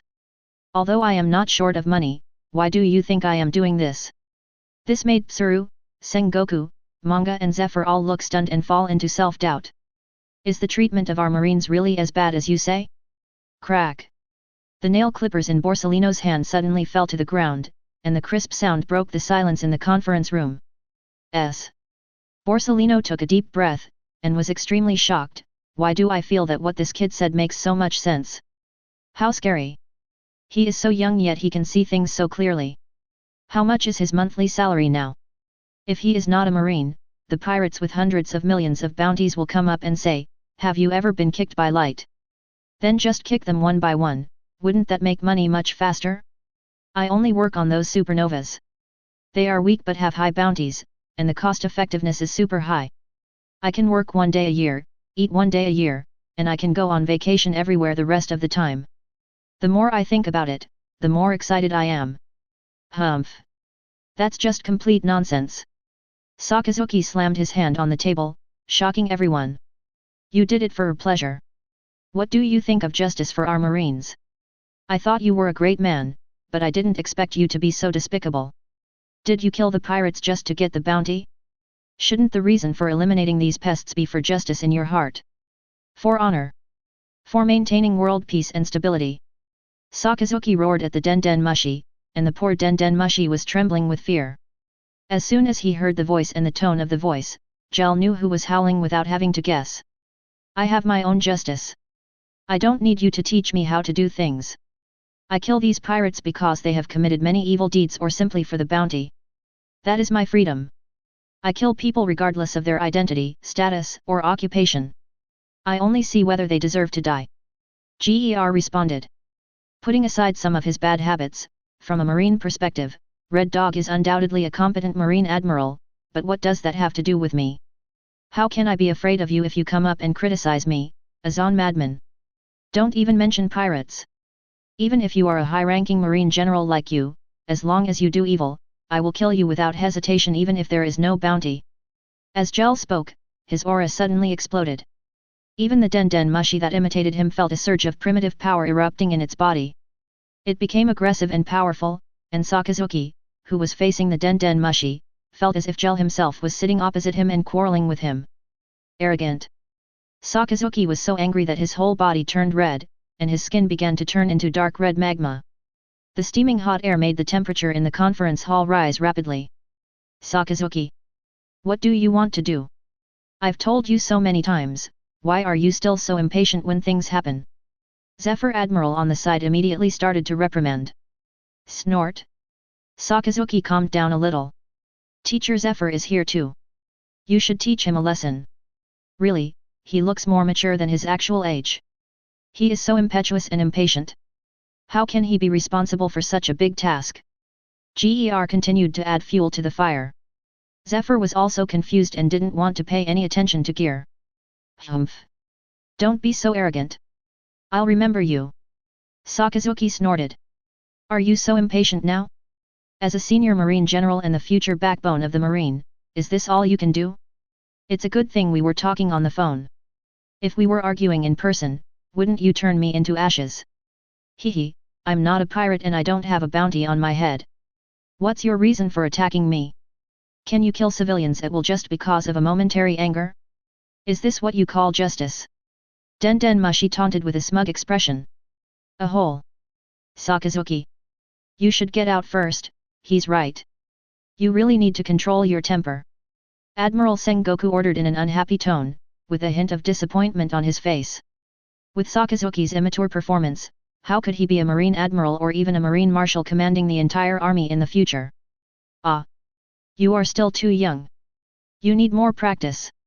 Sakazuki breathed heavily through his nostrils as he watched the den mushi on the table let out a disgusting, hypocritical sigh. Kawaii, how scary, Borsellino on the side said in a mean tone, and it was unclear whether he was referring to the angry Sakazuki or Gel's sharp tongue. You might as well stop being quiet. Vice Admiral Tsuru said to den mushi. Okay. Vice Admiral Tsuru. Gel was also very considerate and knew when to stop. Snort. Sakazuki's face turned pale, he snorted coldly and walked out of the conference room without looking back. He was at a disadvantage because he couldn't scold the man through the den mushi and couldn't take any action. He would only be angry if he stayed, so he might as well leave as soon as possible. Zephyr felt that he was also responsible for not teaching the students well. These outstanding young people carried all the hopes of the older generation of Marines. He nodded to Sengoku and Tsuru, then followed Sakazuki out of the meeting room. Chapter 62. Kiki, a Marine corporal next to Gear, was almost frightened to death. She also graduated from the recruit camp of the naval headquarters, and she knew too well the temper of this senior Sakazuki. Seeing that the man in front of her dared to provoke him in front of so many Marine bosses, Kiki was both impressed and terrified. As for the major and the sergeant, when they heard which big guys were sitting opposite the talking bug, they took the initiative to run out with the others and even closed the door, for fear that they would accidentally hear something they shouldn't hear. After Sakazuki left, the conference room returned to calm. So, are you sure you don't want to think about it again? The calm voice of Tsuru Vice Admiral was heard again from the den mushi. Yes, sorry Vice Admiral Tsuru, I have seriously considered it and have no plans to join the Marine system for the time being. Sorry. Gel scratched his head and still didn't change his mind. It's okay. If that's the case, then forget it. I hope you can keep up the good work and kill more pirates. We will also increase publicity for your heroic deeds so that more pirates who are confident in their own abilities will take the initiative to seek revenge on you, saving you the time of searching for hunting targets. Sengoku couldn't help but give a thumbs up to Vice Admiral Tsuru. Gel's mouth twitched when he heard this. Is this old woman so sinister? Is there anything you said that sounds like it's okay? She is truly a woman who can easily control the two Marine heroes. That's all for now. Goodbye, Mr. Shinigami. Please wait a moment. Gel thought for a moment and decided to keep a low profile and not let anyone notice him before his wings grew strong enough for him to develop secretly. Oh? Mr. Gur, do you have anything else to say? Vice Admiral Tsuru smiled in front of den mushi. Recently, because of the Great Pirates era that began before Roger's death, the number of pirates in various places has increased dramatically. As the Chief of Staff, she has a lot of things to do and they are very annoying. Now she has a rare chance to sit down, drink tea and chat, and amuse the young people at the same time. This makes her depressed mood much better. Hey, Aunt He, we are all family, just call me Geer, how about you try to persuade me again? Don't let it go easily. Gel said with a smile, even the name was secretly changed. Haha, didn't you say you wouldn't consider it for the time being? So your for the time being means 2 minutes. Vice Admiral he was somewhat amused by Gel's shamelessness and made a sarcastic remark on purpose. And I just said that I'm not considering joining the Marine system for now, but I can still consider joining the Marine system if I'm outside of it. Sengoku also became interested, stroking his stubble and asked, Oh? How are you outside the system? Tell me first. Gel didn't say it directly, but spoke to the female Marine next to him first. Is there any water, pretty girl? Could you please help me get a glass of water? I'm a little thirsty after talking so much. When Kiki saw that he was holding a drink in his hand and shouting that he was thirsty, she immediately understood that Gel wanted to get her away. Humph! An unfaithful man. Kiki rolled her eyes at Gear in dissatisfaction and walked out. The father and daughter are connected by heart, and Commodore Monya on the other end of the phone also tactfully found a reason to get up and leave. You stay. Borsellino was about to stand up from his seat but was pushed back by Sengoku. Okay, you can talk now, kid. No one else is listening. Vice Admiral he was also curious about what Gear was thinking and urged him. Ahem. Gel cleared his throat, organized his words and said, I mean I won't join the Marine system, but I can cooperate with the Marine if we have the same stance. I understand that you want to encourage more people to hunt pirates by recruiting bounty hunter Shinigami. I can cooperate with you on this matter. You can just give me a fake position or arrange someone to impersonate me. Anyway, no one knows who the Shinigami is or what he looks like. As long as I don't jump out to expose it, this matter can also achieve the publicity effect you want. I guess you should have thought about it a long time ago. If I don't agree, you will find someone to impersonate me, right? Ahem, then if you are willing to cooperate with our Marine, what do you want? Sengoku did suggest this to Tsuru, and after his thoughts were exposed, Sengoku changed the subject awkwardly. Ger thought about it. I hunt pirates to deter ordinary people who want to go out to sea. At the same time, I can help you make Shinigami famous. I only want the corresponding bounty, and you can use the heads to operate. You have a combat mission against pirates and are short of manpower. If I am nearby, I can provide some support. Oh, I have something to tell you in advance to avoid misunderstandings. When I encounter some marine scum, I will deal with them and help you reduce some of the pests within. You don't need to thank me or reward me for this. It's purely a personal hobby. Just treat it as voluntary labor. Sengoku and Tsuru were speechless after hearing this. You mean you killed the Marines and we still thanked you, right? How can someone be so shameless? Finally, my intelligence capabilities are outstanding and I can provide you with a lot of key and useful intelligence. In a word, I am very capable, and I don't need to pay you.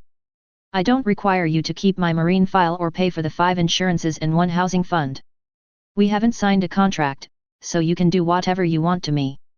It doesn't matter if you kick me out after squeezing out my value. How about it? Where can I find such a good thing? Not so good. Apart from the first point, the rest of your proposal sounds to me like it means you can do whatever you want, and if something goes wrong, we Marines will take care of you. And we should remember to clean up your mess. Vice Admiral he tapped the table lightly and analyzed calmly. And he, look at what you said, can I really mean this? Then tell me what is appropriate. Gale spread his hands indifferently. Anyway, his main goal was to avoid being put on the bounty list before he became fully grown. Other conditions could be negotiated. Meow. While waiting for the other party's reply, Gear bought a few bags of dried fish from the system out of boredom and fed them to Laboon while eating them himself. Vice Admiral he supported his chin with his left hand, gently rubbed his earlobe with his thumb and index finger, thought for a while and said, we can cooperate with you. In addition to cooperating with our Marine to shape the character of Shinigami, first of all, when there is an emergency and we need your support, you must do your best. Of course, the premise is that it is within your ability. We will not let you die in vain.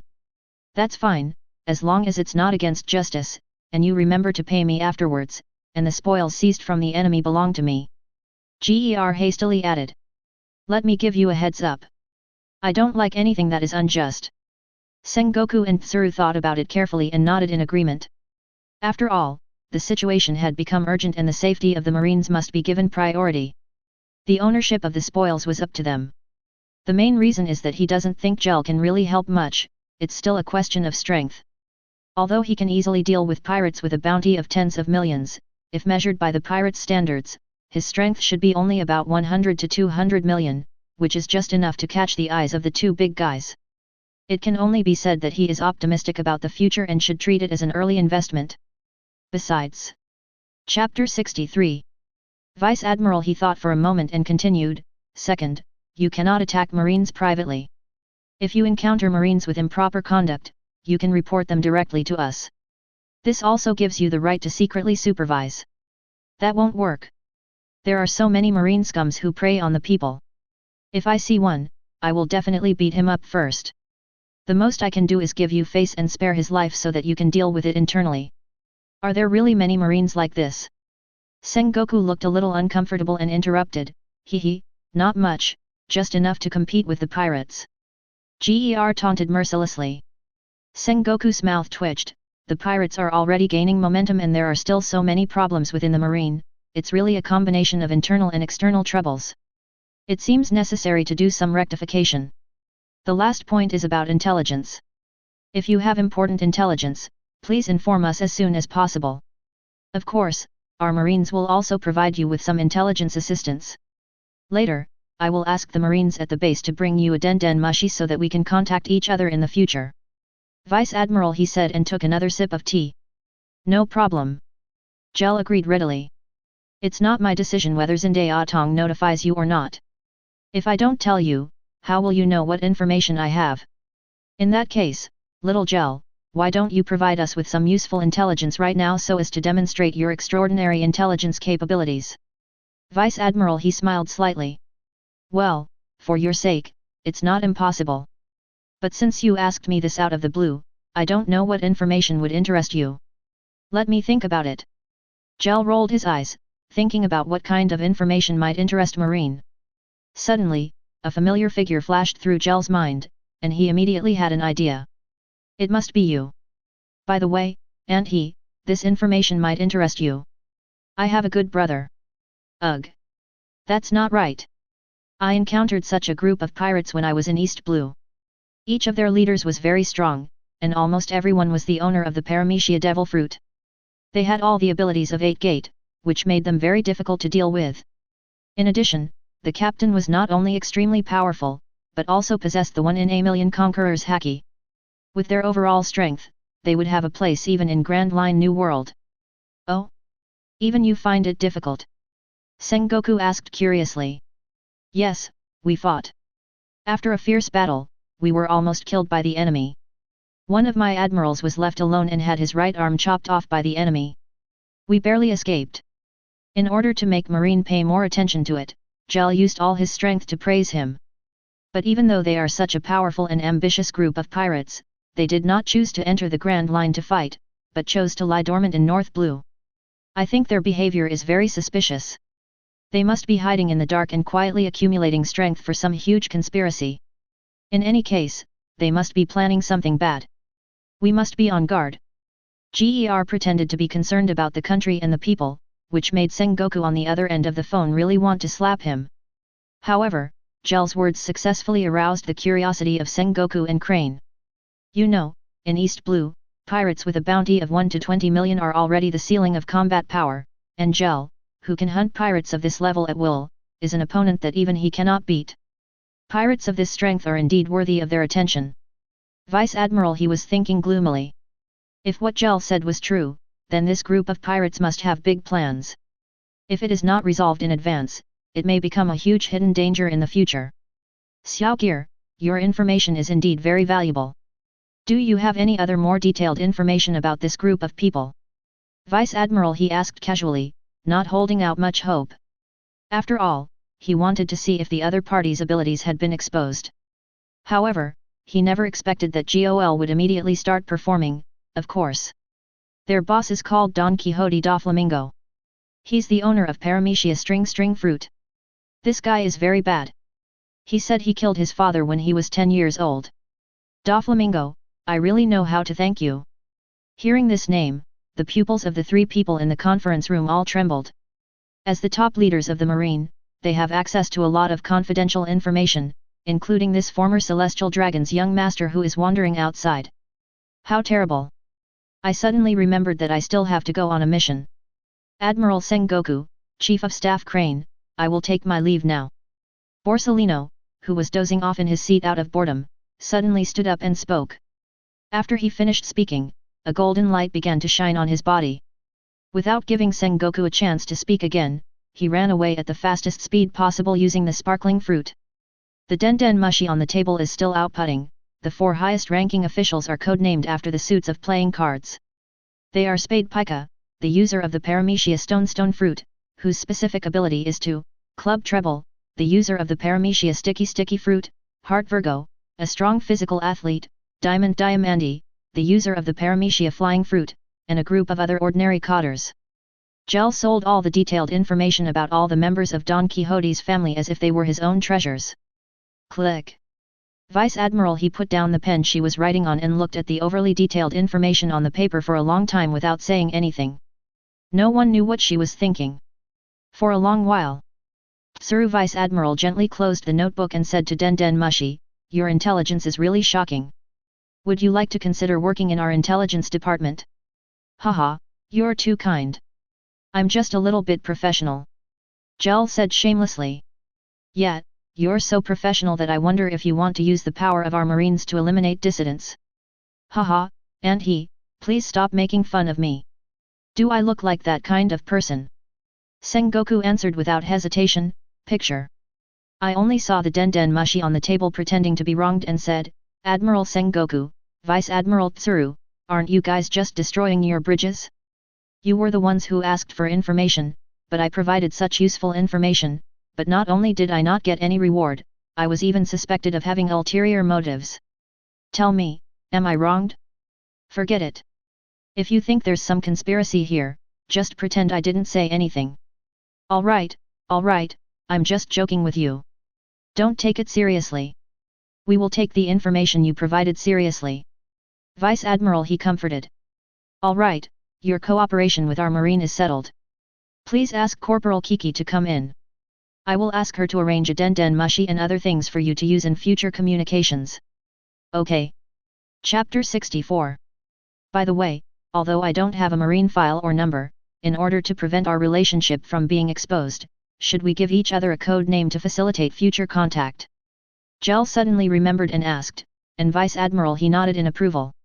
Gale was thinking about the various code names that appeared in the police and gangster movies he had seen, and carefully considered which one sounded cooler, such as Flying Eagle, Flying Tiger, Sparrow, Cobra.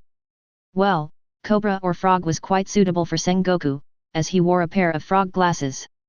Sengoku at the side suddenly had an idea and thought to himself, I'm the best at using pseudonyms. He immediately said, then my code name will be Big Senbei, and Zaya he will be Little Senbei. As for your code name, I got it, let's call you Big Rice Fruit. What the hell is this code name? It feels so familiar. Gale complained in his heart, and just as he was about to struggle and raise an objection, he heard Sengoku directly make the decision, alright. It's settled. Ger sighed helplessly.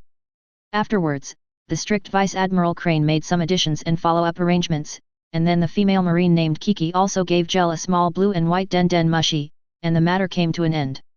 Gale looked at the den mushi in his hand and rubbed his temples. He felt his head was a little swollen. Talking to smart people was really brain-burning, but overall the result was still good. The main conference hall of Naval Headquarters Marineford was built very spacious because the Marine generals who often held meetings here were not only numerous but also many of them were tall. At this time, there were only Sengoku and Tsuru in the empty conference hall. Crack. After hanging up the phone, Den mushi closed its eyes and retracted into its snail shell. Sengoku frowned and said, Xiaohe, do you think this person can really be trusted? Gudong. Vice Admiral he picked up the cup and took a sip of tea with a calm expression. Sengoku, it doesn't matter whether we can trust him or not. No, he should be called Demiguo now. This guy is also a smart man. He may not trust us, but at least he doesn't seem to be a bad guy now. He has the same stance as our Marine on many issues. The only difference may be the way he handles issues. He is free to do whatever he wants, while we have too many aspects to consider. As a result, we are always constrained when doing things. Anyway, cooperation is indeed more beneficial to both of us at present, and that's enough. Sengoku nodded, and Vice Admiral Tsuru continued, as he said, this cooperation obviously gives us more. There are no files, no contracts, and no wages. Anyway, we are not losing money. Maybe we will have the opportunity to help in the future. Okay, let's leave it at that for now. Next, we need to quickly arrange a bounty hunter to replace Shinigami so that we can move forward with our subsequent plans.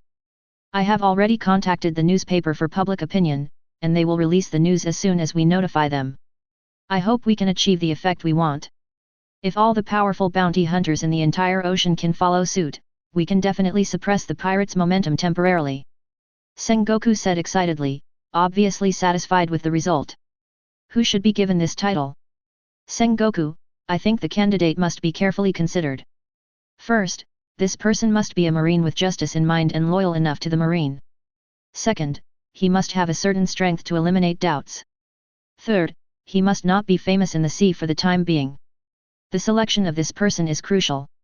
If the wrong person is chosen, not only will the work be in vain, but the Marine's prestige may also suffer a blow. Sengoku nodded and thought seriously. Suddenly he slapped the table and laughed, got it. Zaya what you said reminded me of someone. Then why don't you just tell me? What are you waiting for? Do you have to wait for me to ask? Vice Admiral Tsuru rolled his eyes at Sengoku. Ahem, there is a student in this year's recruit camp. He looks scary, but in his heart he is a person with a strong sense of justice and is very honest and kind. I noticed him because the motto he wrote on his resume was not a slogan like "Justice must win" or "Suppress pirates." This guy is completely different from the others. He actually wrote "Do 100 good deeds every day." His name is T. Penjin, and he's a pretty capable swordsman. Vice Admiral, he nodded in agreement. From what you said, he seems like a good candidate. Let's choose him. We will secretly arrange for him to go out to sea as a bounty hunter. Let him make some achievements first, and then we will help him promote his name and make him famous. Also, be careful of the kid from Don Quixote's family. He had such an experience in his childhood, so his thoughts may be very dangerous. Vice Admiral, he patted the notebook on the table and said solemnly. Sengoku nodded silently, thinking, Don Quixote da Flamingo? Rosinante's brother, you really gave me a difficult problem, it's a bit tricky. Unlike Sengoku, who was distressed, Gale picked up the small den mushi happily, played with it in his palm for a while, and then put it away with satisfaction. Why are you looking at me like that? What's wrong? Feeling that Miss Marine was staring at him with burning eyes, Gale asked with some confusion. Adults. Kiki, who was wearing a marine uniform, came forward, took the initiative to hold Gale's arm and shook it, and deliberately unbuttoned the top 2 buttons of her shirt. From Gale's high angle, he could just see her snow-white skin and proud cleavage. Gale felt a little dry in the mouth and quickly drank a few sips of water. Sir, my father is not at home recently. I am alone in this huge house at night. I am so scared. I wonder if you are interested in coming to my house for a cup of tea. I will personally make you milk tea. Kikai put her mouth close to Gear's ear and spoke softly, her tone full of temptation. Gale looked disdainful and said, What kind of milk tea is this? It looks like green tea no matter how you look at it. Ah. Sorry to bother you, Lord Gale. Forrest Gump, who was about to come in from outside, saw this scene from afar and was so scared that he quickly covered his eyes and turned around and ran out. Seeing that the woman's hand was already touching his waist dishonestly, Gale couldn't help but speak out. What are you doing? If you do this again in broad daylight, I will shout, it feels so good. Oh, sir, you are so humorous. Can you come to my house for dinner tonight and tell me a story? I can also make you more comfortable. Seeing that Gear did not refuse, Kikai was ready to put her long beautiful legs on him again. Oh, my life is going to be ruined. What a devil he is. I can't defeat him. Okay, stop it. I was just joking with you. Why are you really here? Girl, just play around. Don't take it so seriously. Gale successfully got rid of the woman's entanglement with a tactical backward jump. He was adjusting his clothes while talking. He was not such a casual man. Chapter 65. For GER there are principles, but not many. Kikai was so angry that her teeth itched and thought, this BD, after taking advantage of me, he started to act serious again. I just don't believe it. With my beauty and curvy figure, I can't win over a stinky man? Sir, you are still young and full of energy. It will be bad for your health if you endure it. Adult Kikai didn't give up and twisted her way towards him again. Seeing that this tactless woman was still trying to pester him, Gear's eyes narrowed and he said coldly, I've said enough. Instantly a chill hit Kikai in the face, as if someone was strangling her neck and she felt like she was about to suffocate. Her breathing began to become rapid. She held her breath for a long time before finally squeezing out a sentence with difficulty from her throat. Ah, sir. I was wrong. Gale's expression relaxed, and Kiki felt the force pressing on her disappear instantly. She stood aside obediently with lingering fear, lowering her head but unable to see the tip of her shoe. So scary. I actually forgot that the boy in front of me is a murderer. The look in his eyes just now was so scary. At that moment, I really felt like I was going to die, but, so hacky. So handsome. I like it so much. Gale probably never dreamed that he would scare this female marine into developing a strange hobby. At this time, the marine major and the sergeant walked in together, each carrying 2 large suitcases. Forrest Gump cautiously stuck his head in, and when he saw that Lord Gale had finished so quickly, he followed him in. The 2 men walked up and placed 4 boxes in front of GER. The Major opened one of the boxes and saw that it was filled with neatly stacked boxes of Baileys. He said flatteringly, "Sir, this is the bounty you want to redeem this time. It's 600 million Baileys in total. It's all here. Please count it." "Nanny? 600 million Baileys?" Forrest Gump, who had never seen the world, screamed in surprise. He quickly covered his mouth for fear of being scolded. He turned his head nervously to look at Gale, and found that Lord Gale had a calm face and had no intention of scolding him. Only then did Forrest Gump feel relieved. Gale immediately understood what the Major meant. He narrowed his eyes slightly and pretended to know nothing and asked deliberately, "Oh? Didn't my bounty just total 560 million? Did you underestimate my money just now, Xiao Kikai?" "No, sir, I am 100% sure that I will not miscalculate a penny." Kikai quickly waved her hands to explain. "Hey! He called me Xiao Kikai. Cough cough cough." The Major wanted to bribe secretly but was directly exposed. He coughed awkwardly and said with a smile, "Sir, you have gone through so much trouble to come all the way to our little place to redeem the bounty. This is our great honor. Let us consider this extra 40 million as a token of our respect to you, just to show our appreciation." He he he. "Yes, yes, yes. Although this amount of money is just a drop in the bucket for you, sir, it is our sincere love for you, sir." The sergeant next to him also took advantage of the opportunity. Gale raised his hand, signaling the two smart guys to stop showing off. Kiki crossed her hands in front of her chest, stood aside and looked at the two marine parasites with disdain. She suddenly wondered if her father, who was their immediate superior, might also have problems. Even though the Major felt sorry for spending 40 million Baileys, he had to spend the money to avoid disaster, as the young man in front of him was talking directly to the Admiral and Chief of Staff of the Naval Headquarters. His little misdeeds had been exposed right in front of him. If this was reported, he and his friends might have to go to Nice lobby. "I heard that anyone who was taken to Nice lobby would be found guilty, and no not guilty verdict had been issued in hundreds of years.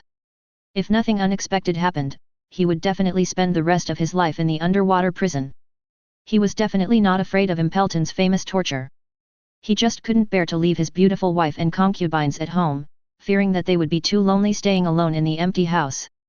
Forrest Gump looked at these Marine officers who were usually so high and mighty, not only often withholding their hard-earned money, but also treating them very badly. Now, each of them was as honest as a quail in front of Lord Gale. Forrest Gump opened his mouth in surprise. Although he didn't know what happened, it didn't prevent him from looking at Gear's eyes, which had turned into two shining five-pointed stars. Gear slowly took out a pack of Hua brand cigarettes from his pocket, took out a cigarette and put it in his mouth, and began to look for a lighter. "Feel all your pockets." "Hey? I remember clearly having it. How come I can't find it?" Gale searched for a long time but couldn't find his lighter and was about to buy a new one. Click. Kiki walked forward, took out a lighter and helped Gear light the cigarette. "Thanks." Pretty girl, why does your lighter look so familiar?" Kiki's face turned slightly red and she lowered her head in embarrassment. She had taken the lighter from Gale and wanted to keep it as a souvenir, but now that she was caught, she could only reluctantly reach out her hand and want to return the lighter to Gale. Seeing the woman reaching out her hand, Gale frowned and handed her a cigarette, reminding her, "Girls should smoke less." Kikai stared blankly at the cigarette and lighter in her hands. Gear shook his head helplessly, feeling depressed. "I was so self-indulgent. I thought she seduced me because she was fascinated by my handsome appearance, but I didn't expect that she was trying to steal my lighter. Really, is it necessary to sell her body for a lighter worth 500 Baileys? What kind of family conditions are you talking about?" Gale looked at the Major and Sergeant who were staring at him eagerly and asked, "Do you want to smoke?" The two men shook their heads at the same time. How could they dare to let the boss pass them a cigarette? Gale blew out a smoke ring and said, "I will only take the 560 million that belongs to me." Hearing this, the Major and the Sergeant felt a little desperate. Not accepting the money meant that Gear was not going to show mercy. The Major really wanted to slap himself a few times. Disaster was imminent, but the greed in his heart made him secretly happy about saving 40 million Baileys. A hole, am I crazy? However, before the angel and the devil in his body could decide the winner, he heard Gol continue, "I will repay the 40 million Baileys to the residents of Whiskey Town on your behalf. You said that as Marines, you should be the ones to resist the pirates and protect the civilians. It's fine if you do nothing, but in order to survive and to defend their homes, they themselves have taken up arms and fought the pirates for generations. The tombstones of the soldiers who died heroically are almost covering the entire Whiskey Mountain. If you have time, you can go to the mountain and take a look. See if your conscience will hurt. As soldiers, you are only able to hide behind others, and you even deduct and suck their blood when they exchange the pirates' bounties that they fought for their lives. To be honest, I want to chop off your heads and comfort the heroic spirits on the top of Whiskey Mountain. Gale was a little excited when he said this, and the conqueror's haki on his body leaked out slightly. His terrifying aura was hundreds of times more terrifying than when he was aggressive towards the girl just now. Thump. The two men couldn't bear the pressure and knelt down at the same time. They didn't doubt at all that Gale really dared to do it. They could hear clearly the loud part of the conversation between Gale and the Marine executives. They definitely couldn't afford to offend this guy. He could just rant about the Vice Admiral of the headquarters, so killing two small shrimps wouldn't be a big deal. If they killed them, no one would care. Chapter 66. Please spare us, sir. We know we were wrong and we won't do it again. Please spare us. The major and the sergeant said as they kowtowed. We will write a self-reflection letter today and voluntarily accept the Marines' punishment. Yes, yes, yes. Their desire to survive made them choose to go to jail rather than be chopped to death by Gur. Seeing that the hammer had achieved its effect, Gear continued, if I wanted to kill you, I would have done it a long time ago. When they heard that they would not have to die, the two men kowtowed to express their gratitude. Thank you very much for not killing me. Thank you very much for not killing me. Shut up. Make no mistake. Not killing you doesn't mean I forgive you. I'm not qualified to forgive you on behalf of those soldiers who died. I'm not killing you just because I think 9 out of 10 Marines are rotten. If I kill you and replace you with someone else, the situation may only get worse, so I decided to give you a chance to make amends. Sir. Please speak. Ahem, I also know that if there is no money, this base will be evacuated in no time. It will be even more dangerous for the people in the town to redeem the bounty and go out to sea. Yes, yes, yes. Sir, you are absolutely right. Everyone only sees us sucking blood. But no one sees how much effort we put into setting up this base. How much money was spent to smooth the relationship between the upper and lower levels. No one has thought about how much trouble it would be for them to redeem the bounty without this base, and this was not entirely our idea. The major and the sergeant hugged Gale's thighs on each side and cried loudly. At this moment, they regarded Gale as a confidant, as if the grievances they had suffered in their hearts for many years were finally vindicated. Female Marines Kiki and Aegon were both a little surprised. With their brains, they really had no idea that there were so many twists and turns involved. Their admiration for Lord Ghoul increased a bit more. Gale kicked the two men to the ground one by one. Get lost. Stop crying. You guys are just trying to make money. You don't have any grievances. Yes, yes, sir, you are right. The two of them got up from the ground and didn't dare to cry anymore. Gale spread his thumb and index finger and made a gesture, 80%. In the future, if you come to redeem the bounty, you must promise to give 80% of it and not find any excuses to deduct it. If you can do that, I will let you go. By the way, I will also tell your accomplices that if anyone is dissatisfied with this rule, you can hand the list to Miss Kikai. I believe she is a righteous Marine. His father is the base commander. If the base commander can't handle him, he will naturally report it. Can you do it? Yes. I definitely can. Of course. Don't worry, sir. Ger clapped his hands. That's fine. Forrest, take the money, and we're going back. When you get back, tell everyone in town that if anyone redeems their bounty and gets their money deducted at will, notify me. Ah. Yes. Lord Gur. Gale deliberately spoke loudly so that Marine could hear it, which could be considered as an extra layer of supervision and protection. After saying that, Gur and Forrest Gump carried the suitcases containing the money and walked out.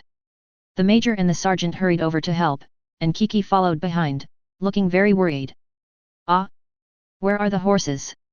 Oh no, Lord Gale, our horses are missing. When he came to the carriage, he found that the horse pulling the carriage was missing. This made him very anxious. He looked everywhere for it, because this was a rented carriage. Without Gale's instructions, the major gave the sergeant a look and he quickly ran to ask the marines around him. Finally, he learned from the soldier guarding the gate that the horse was ridden away by a fellow villager. That uncle looks like a jerk with thick eyebrows and big eyes. I didn't expect him to be a jerk. He rode away on the horse without saying a word. Gale was a little dissatisfied. Who would borrow things like this? This carriage was rented. If there was an accident, how would the responsibility be determined? Gump shook his head and defended, Lord Shima must have something urgent that he couldn't tell me in time, so he can only ride back on horseback. He is not that kind of person. The major and the sergeant looked at each other, and saw the expressions of qualified lackeys on each other's faces. They understood each other and said in unison, Don't worry, Master Ger. We will go and get 2 fast horses for you right away. After saying that, the 2 of them ran away.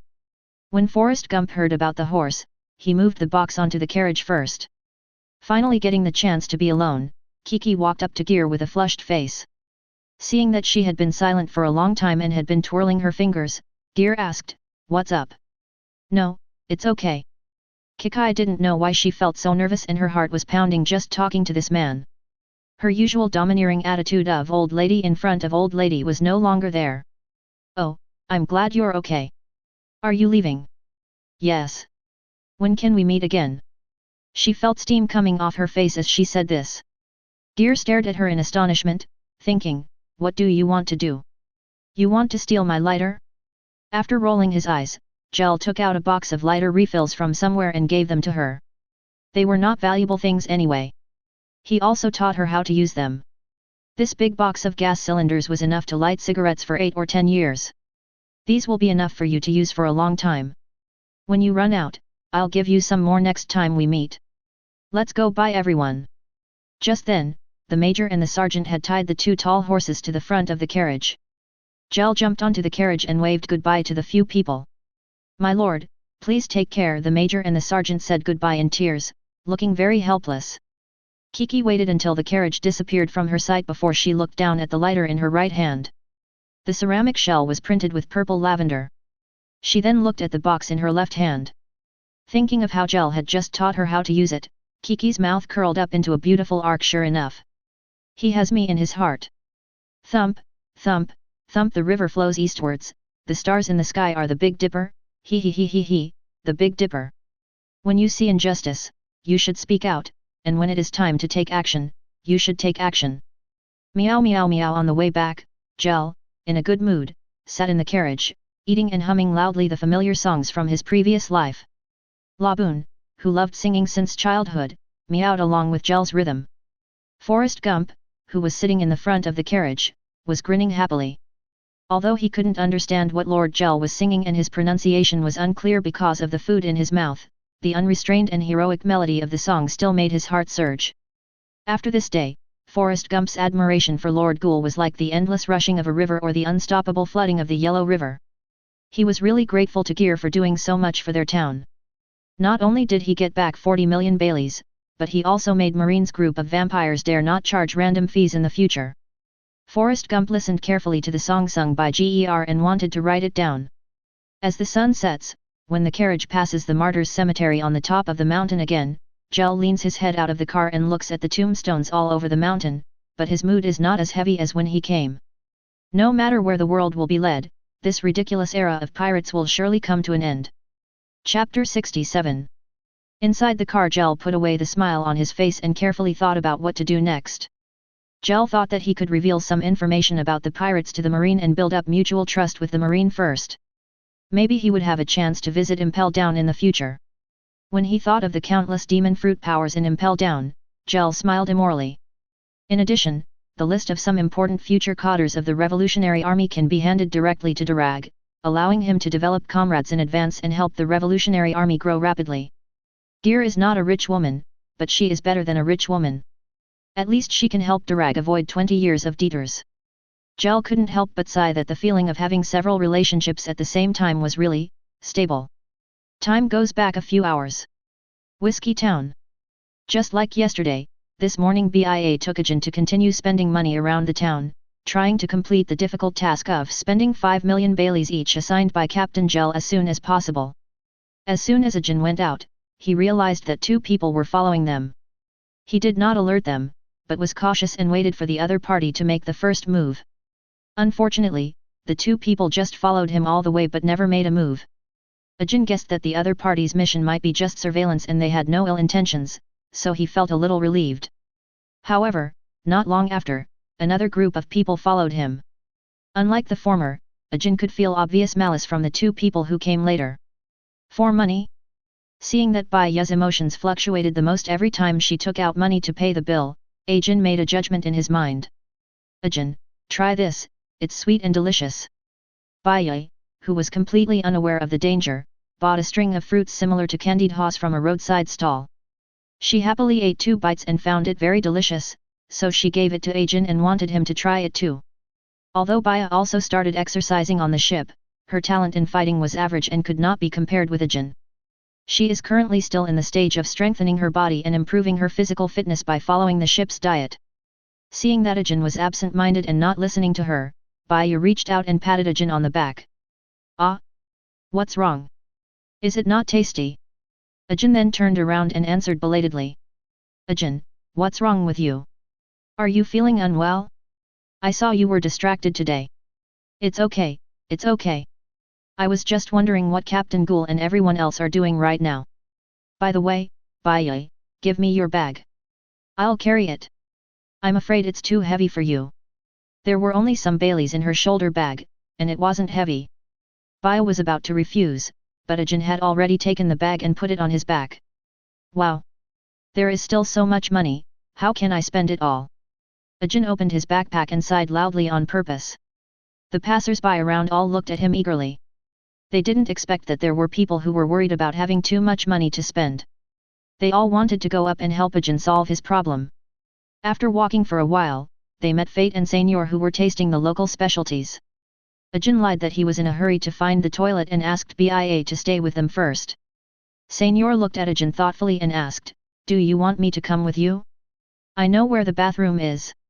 "No, just keep eating. I'll be back soon." Thinking that if he was with Senior, the other party might not dare to attack, and continuing to hide in the dark was too annoying, Ajin directly rejected Senior's kindness, then ran out by himself, and his figure quickly disappeared at the end of the street. For fear of being lost, Ajin did not run too fast. He chose small alleys with no one around and squeezed in as hard as he could. This made the two people who were following closely behind him very happy. They turned several forks in the road and finally came to a dark and narrow dead end with no one around. There was no need for Ajin to shout, "Come out, I see you." The two men following behind him had already walked out from the darkness impatiently. Hey, are you lost? Come on, little boy, let your uncle take you out." The person who spoke was a big and strong man with a beer belly that looked like it was about 7 or 8 months old. He had been chasing for several blocks and was breathing heavily when he spoke. "Fatty! Stop talking nonsense and do it quickly. There are 2 mice following us." The person who spoke up to remind him was a tall, thin man with a severe hunchback. "Hee, I thought I had no chance to do it today, but I didn't expect you to come to me on your own. You're so lucky. Fatty! Be careful, don't kill him. Boss Black Bull specifically wants him alive." The hunchbacked man spoke again to remind. "Got it. I have a brain, I don't need you to remind me of everything." The fat man was a little impatient, but when he thought of the money, he smiled and said, "Hey, the boss only said he wanted someone, so why don't we just divide the money in this kid's bag later? Don't hand it over." "Of course. I'll watch outside for you, quickly help him tie him up and take him away. We shouldn't stay here for long." The hunchbacked man licked his lips greedily. They could hear from a long distance that there was a lot of Baileys in the bag that they could not spend. The 2 men didn't take the kid in front of them seriously at all, and were already thinking about how to divide the loot before they succeeded. Ajin didn't say anything. He silently hid a dagger in the sleeve of his right hand, lowered his head and hunched his body, looking as if he was curled up in fear. Damn it! Where did he run off to? "Third brother, you go over there, and we'll split up and look for him. Send out a signal as soon as we find the target." "Okay." Seeing his companion disappear from his sight after several moves, Wang Si quickly quickened his pace and ran to the other side. At this moment, he was extremely anxious. Please don't let anything happen. Otherwise, how am I going to explain this to Mayor Yamato? The two men were the ones sent by Tai Ma to secretly protect the two little devils, Ajin and Baya. They followed them for a whole day and everything went smoothly. Unexpectedly, just when they felt a little sleepy, one of the little devils ran away without them noticing. Okay, kid, just follow us and be obedient. Otherwise you will suffer in vain. The fat man walked forward with a grim smile, holding the rope and sack in his left hand, and stretched out his right hand to grab Ajin's shoulder. Puff! The dagger in Ajin's hand flashed across the fat man's eyes like a flash of lightning, so fast that he had no time to react. When he felt the pain, blood had already flowed down his neck, staining the chest of his white vest scarlet. The fat man's face was filled with horror, with blood bubbling from his mouth. He pinched his neck tightly to try to stop the bleeding, but unfortunately Ajin's knife had cut off the carotid artery with incredible precision. Not to mention that it was impossible to stop the bleeding by covering his mouth. Even if the bleeding could be stopped, he would be strangled to death by himself. Fatty! Stop dawdling! They'll catch up with us soon. The fat man's stout figure completely obscured the thin Ajin. When Ajin took action, the hunchbacked man standing behind him had not noticed anything unusual at this time. He leaned against the red brick wall and urged. Instead of getting a reply from the fat man, a strange and cold voice came to my ears. No need to wait for him, none of you can leave today. The hunchbacked man's expression froze. Chapter 68. The hunchbacked man's pupils trembled. He turned his head in disbelief and saw the fat man falling backwards. And the kid who seemed to be powerless was holding a bloody dagger and walking towards him, stepping on the beer belly of the corpse. You! How dare you! UBD! The hunchbacked man drew out his long knife, pointed at Ajin and cursed him tremblingly. At this moment, anger and fear switched back and forth in his heart. Ridiculous! What is there for me to be afraid of? You are all adults. When you are ready to attack others, you should be prepared to die. Ajin imitated the captain and picked his ear with his little finger, saying with disdain. The hunchbacked man did not choose to run away. He felt that this kid must be unsportsmanlike and would have to resort to a sneak attack to kill the fat man. As long as he was vigilant and did not give the kid a chance to sneak attack, he would be able to win. UBD. Since you are ready to die, then go ahead and die. As he spoke, the hunchbacked man swung the long knife in his hand and slashed at Ajin. Ajin's eyes were calm. He took a bow step forward and leaned down to meet him. After Long's hellish training and Captain Ghoul's actual combat test, Ajin is full of confidence in his own strength. Pirates with bounties of 20 million or more may be more difficult to deal with, and these elite monsters in front of him are no match for him. Puff! Just a face-to-face encounter. As Ajin dodged the opponent's downward attack, the dagger in his right hand gently scratched his right wrist. The sharp blade easily broke the flesh. The dagger penetrated 3/10 and instantly cut all the tendons in his right hand. Ah! The hunchbacked man let out a howl of pain, his right hand instantly lost strength, and the long knife in his hand fell to the ground with a clang. Without waiting for him to make the next move, Ajin got close, jumped on one foot, and kneed the opponent directly in the jaw. Puff! The hunchbacked man spat out a mouthful of blood and flew backwards. He glided in the air for 3 or 4 meters before falling heavily to the ground, raising a cloud of dust. Kung Fu is the art of killing. To kill someone quickly and effectively, you must first understand the structure of the human body. Captain Gol's tireless teachings rang in Ajin's ears. The captain had assigned him a large number of books related to martial arts and human body structure, and Ajin had been studying them seriously. The mandible is the only part of the human head that can move. Not only is there no thick fat and muscle protection around it, but it is also directly connected to the largest mandibular nerve in the trigeminal nerve. Therefore, when the mandible is hit hard, the resulting vibration can easily cause a concussion, causing the person to completely lose balance or even fall into a short coma. The hunchbacked man did not fall into a coma. He tried to stand up by holding onto the wall, but his body was completely out of control. He tried twice but failed and finally could only kneel on the ground. Assholes! How dare you attack us? All of you are dead. Our boss will never let you go. He stared at Ajin viciously, his consciousness was a little fuzzy and his speech was a little unclear, but it did not affect his ability to keep talking tough. No wonder the knee strike did not make him unconscious, with such a tough mouth, the hardness of his chin should not be too bad. Dragon Claw! Ajin separated the middle finger and ring finger of his left hand, formed his fingers into claws, grabbed the hunchback man's neck and slammed him against the wall. If you want to harm my family, we will send your boss down sooner or later to reunite with you. Great housekeeper. Wang Si followed the sound of fighting and finally arrived at the last moment, but the scene in front of him surprised him. Seeing that the young man was about to kill his former teammate Luojuo, although Wang Si didn't know what was happening here, the friendship between them as comrades made him speak up immediately to stop him. Wang Si. Save me. Even ants try to survive, let alone humans. The camel, who thought he was doomed, immediately felt the desire to survive when he saw who was coming. He used his only remaining left hand to tightly grasp Ajin's wrist, but unfortunately Ajin's hand was like steel and could not be shaken at all, and still clamped his neck tightly. Are there any other accomplices? Ajin turned to look at the person who came and muttered to himself. No. I'm not his accomplice. We were ordered to protect you secretly, but now it seems that you don't need to be protected. A bitter smile appeared on Wang Si's face. With the other party's strength that could easily deal with the fat man and the camel, there was no need for them to protect him. Looking at the miserable camel on the wall, Wang Si couldn't bear it and spoke again to the cold-blooded boy in front of him, even though he was at fault, please spare his life and hand him over to us. The mayor will definitely give you an explanation. The third brother who received the signal and rushed over at this time was obviously more hot-tempered than Wang Si. When he saw the situation in front of him, he roared without saying a word and rushed forward to rescue the camel who was his comrade in arms before yesterday. A hole. Let him go. Anyone who wants to hurt my family should be wiped out. Crack. Ajin's indifferent voice came, and after he finished speaking, he exerted a little force with his fingers, and the man called Camel rolled his eyes and passed out. Ah! Didn't I tell you to let go? What the hell are you doing? The third brother roared angrily at Ajin. You did, but why should I listen to you?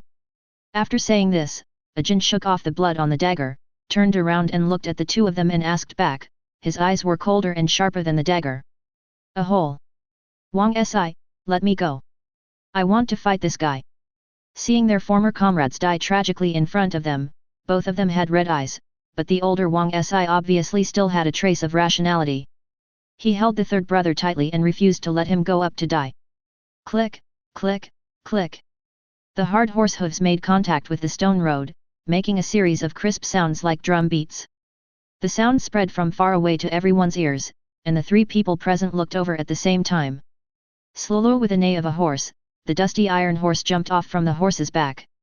The slow horse, which had already reached its limit, could no longer hold on and collapsed to the ground, foaming at the mouth. Stop it! He quickly called out to his two men. Tai Ma galloped all the way without daring to rest for a moment. Unexpectedly, he saw combat flares in the air just after entering the town gate. He immediately guessed that it must be IOUs gang taking action in the town. Shima made a quick decision and immediately turned his horse's head and ran towards the direction of the flare. He kept praying on the way, hoping that things would not reach the point of no return. Although he didn't know what happened exactly, he couldn't help but breathe a sigh of relief when he saw that the boy on Gel's ship was still alive. Great! It's Boss Shima. Seeing the visitor, both of them showed joy. The emotional third brother immediately stepped forward and said angrily, Boss Shima, this brat killed the camel and the fat man. We must avenge our brothers. Shima ignored him, his eyes remained on Ajin, unable to move away, his eyes full of surprise and fear. The old mayor is right. These people are not simple. Ajin also stood quietly and looked at him. Chapter 69. The two sides confronted each other for a long time, and finally Tai Ma spoke first. I know they were the first to attack. Go away. But... Boss Shima. Before Ajin could say anything, the younger brother beside him started to dissuade him. Seeing that his subordinate was still trying to make trouble, Tai Ma glared at him and thought to himself, do you know who these guys are? If you want to die, go and kill yourself, don't harm everyone else. Tai Ma directly scolded, shut up. They were no longer our teammates when they decided to go with IOU. The mayor had already warned them. Since they chose to take action and broke their promise, they should be prepared to die. Who can we blame for being killed now that we are outsmarted? After being scolded, the third brother finally shut up obediently, but he looked at Ajin's back as he turned and left, his eyes full of anger, which could not be completely resolved by Shima's just one or two words. Unfortunately, Tai Ma didn't have time to take care of his little mood. He asked Wang Si, who seemed calmer and more composed, Si, are there only 2 people here? Have you seen IOU and the others? Boss, we followed the target for a whole day, and we didn't see anyone else except the camel and the fat man. Time Off frowned and thought for a while, then ordered, I'm going to see the mayor first. You guys go get someone to deal with this, and then go notify all the brothers to gather at the mayor's place. Yes. Boss. Everyone responded and then dispersed. Hey? Jin, why are you so slow? We've been waiting for you for a while since we finished eating. Sorry.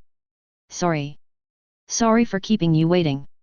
I got lost while looking for the toilet just now and had to go around in circles before I could get out. Jin returned to his companions and apologized while scratching his head. Senior, who was well aware of this, shrugged his nose slightly and keenly smelled a hint of blood from the boy's face, which had regained a sunny and cheerful smile. He didn't say anything, but simply patted Jin on the shoulder to express his high recognition of his true manly behavior. Come back here. It was getting late outside. In the carriage, Gale, who was still thinking carefully, set up a small folding table, put a small LED desk lamp on it, and then took out a pen to write and draw on the notebook. Gale was afraid that if the time was too long, he would forget some important things, so he recorded some important information first. Oh! Following Forrest Gump's command, the carriage suddenly braked, and Gale, who was concentrating on recalling important plots, was caught off guard and bumped into the wooden board of the carriage. Gale rubbed his forehead and asked Forrest Gump outside, What's going on, Forrest? Lord G. Gear. It's bad. It's them. A. Gump said nervously, with a tremor in his voice. Who is it? Ger asked as he curiously opened the car window and leaned out. As the sun set, 5 sturdy figures appeared on the road ahead. They had obviously been lying in ambush and waiting here for a long time. When they finally saw the carriage appear, they trotted over. As a person who has been through it, Gale immediately understood what was going on. This was a Cheng Yaojin who had appeared out of nowhere, and there was more than one. Forrest Gump did not stay where he was. He hurriedly tried to control the carriage to turn around and escape. He felt that as long as they could escape back to the marine base, those marines would definitely protect them with their respect for Lord Gale. Ha ha ha, where else do you want to run to? Bang! IOU was not only strong but also very agile. He rushed to the front of the carriage with a few big strides and threw 2 simple straight punches at the horse's neck. Xiao Lulu, the horses cried out in pain, and the hot-tempered stallion on the right raised its 2 front hooves as big as bowls high in an attempt to fight back. I watched the hard horse hooves fall from high above, trampling on the rude humans in front of me. The black bull did not dodge or evade, and seemed to be competing with the stallion. He stretched out his strong arms and caught the stallion's front hoof. Screw you! Black Bull roared and used brute force to push the stallion weighing more than 1,000 pounds to the ground. Suddenly, dust flew up from the ground and the carriage began to shake violently. Forrest Gump was thrown off the carriage. Haha! The boss is really born with supernatural powers. Boss is awesome. The pirate's world has always worshipped the strong, and the 4 younger brothers next to IOU began to flatter him. Ha ha ha ha! How dare a mere beast show off in front of Lao Zi? IOU laughed out loud. From now on, no one would be able to control him and meddle in his affairs. At this moment, he felt a sense of comfort, as if the sky is high and the birds are free to fly freely. After Gale put all the things in the storage space in the carriage, he calmly opened the door and walked out of the carriage. Black Bull. What are you going to do?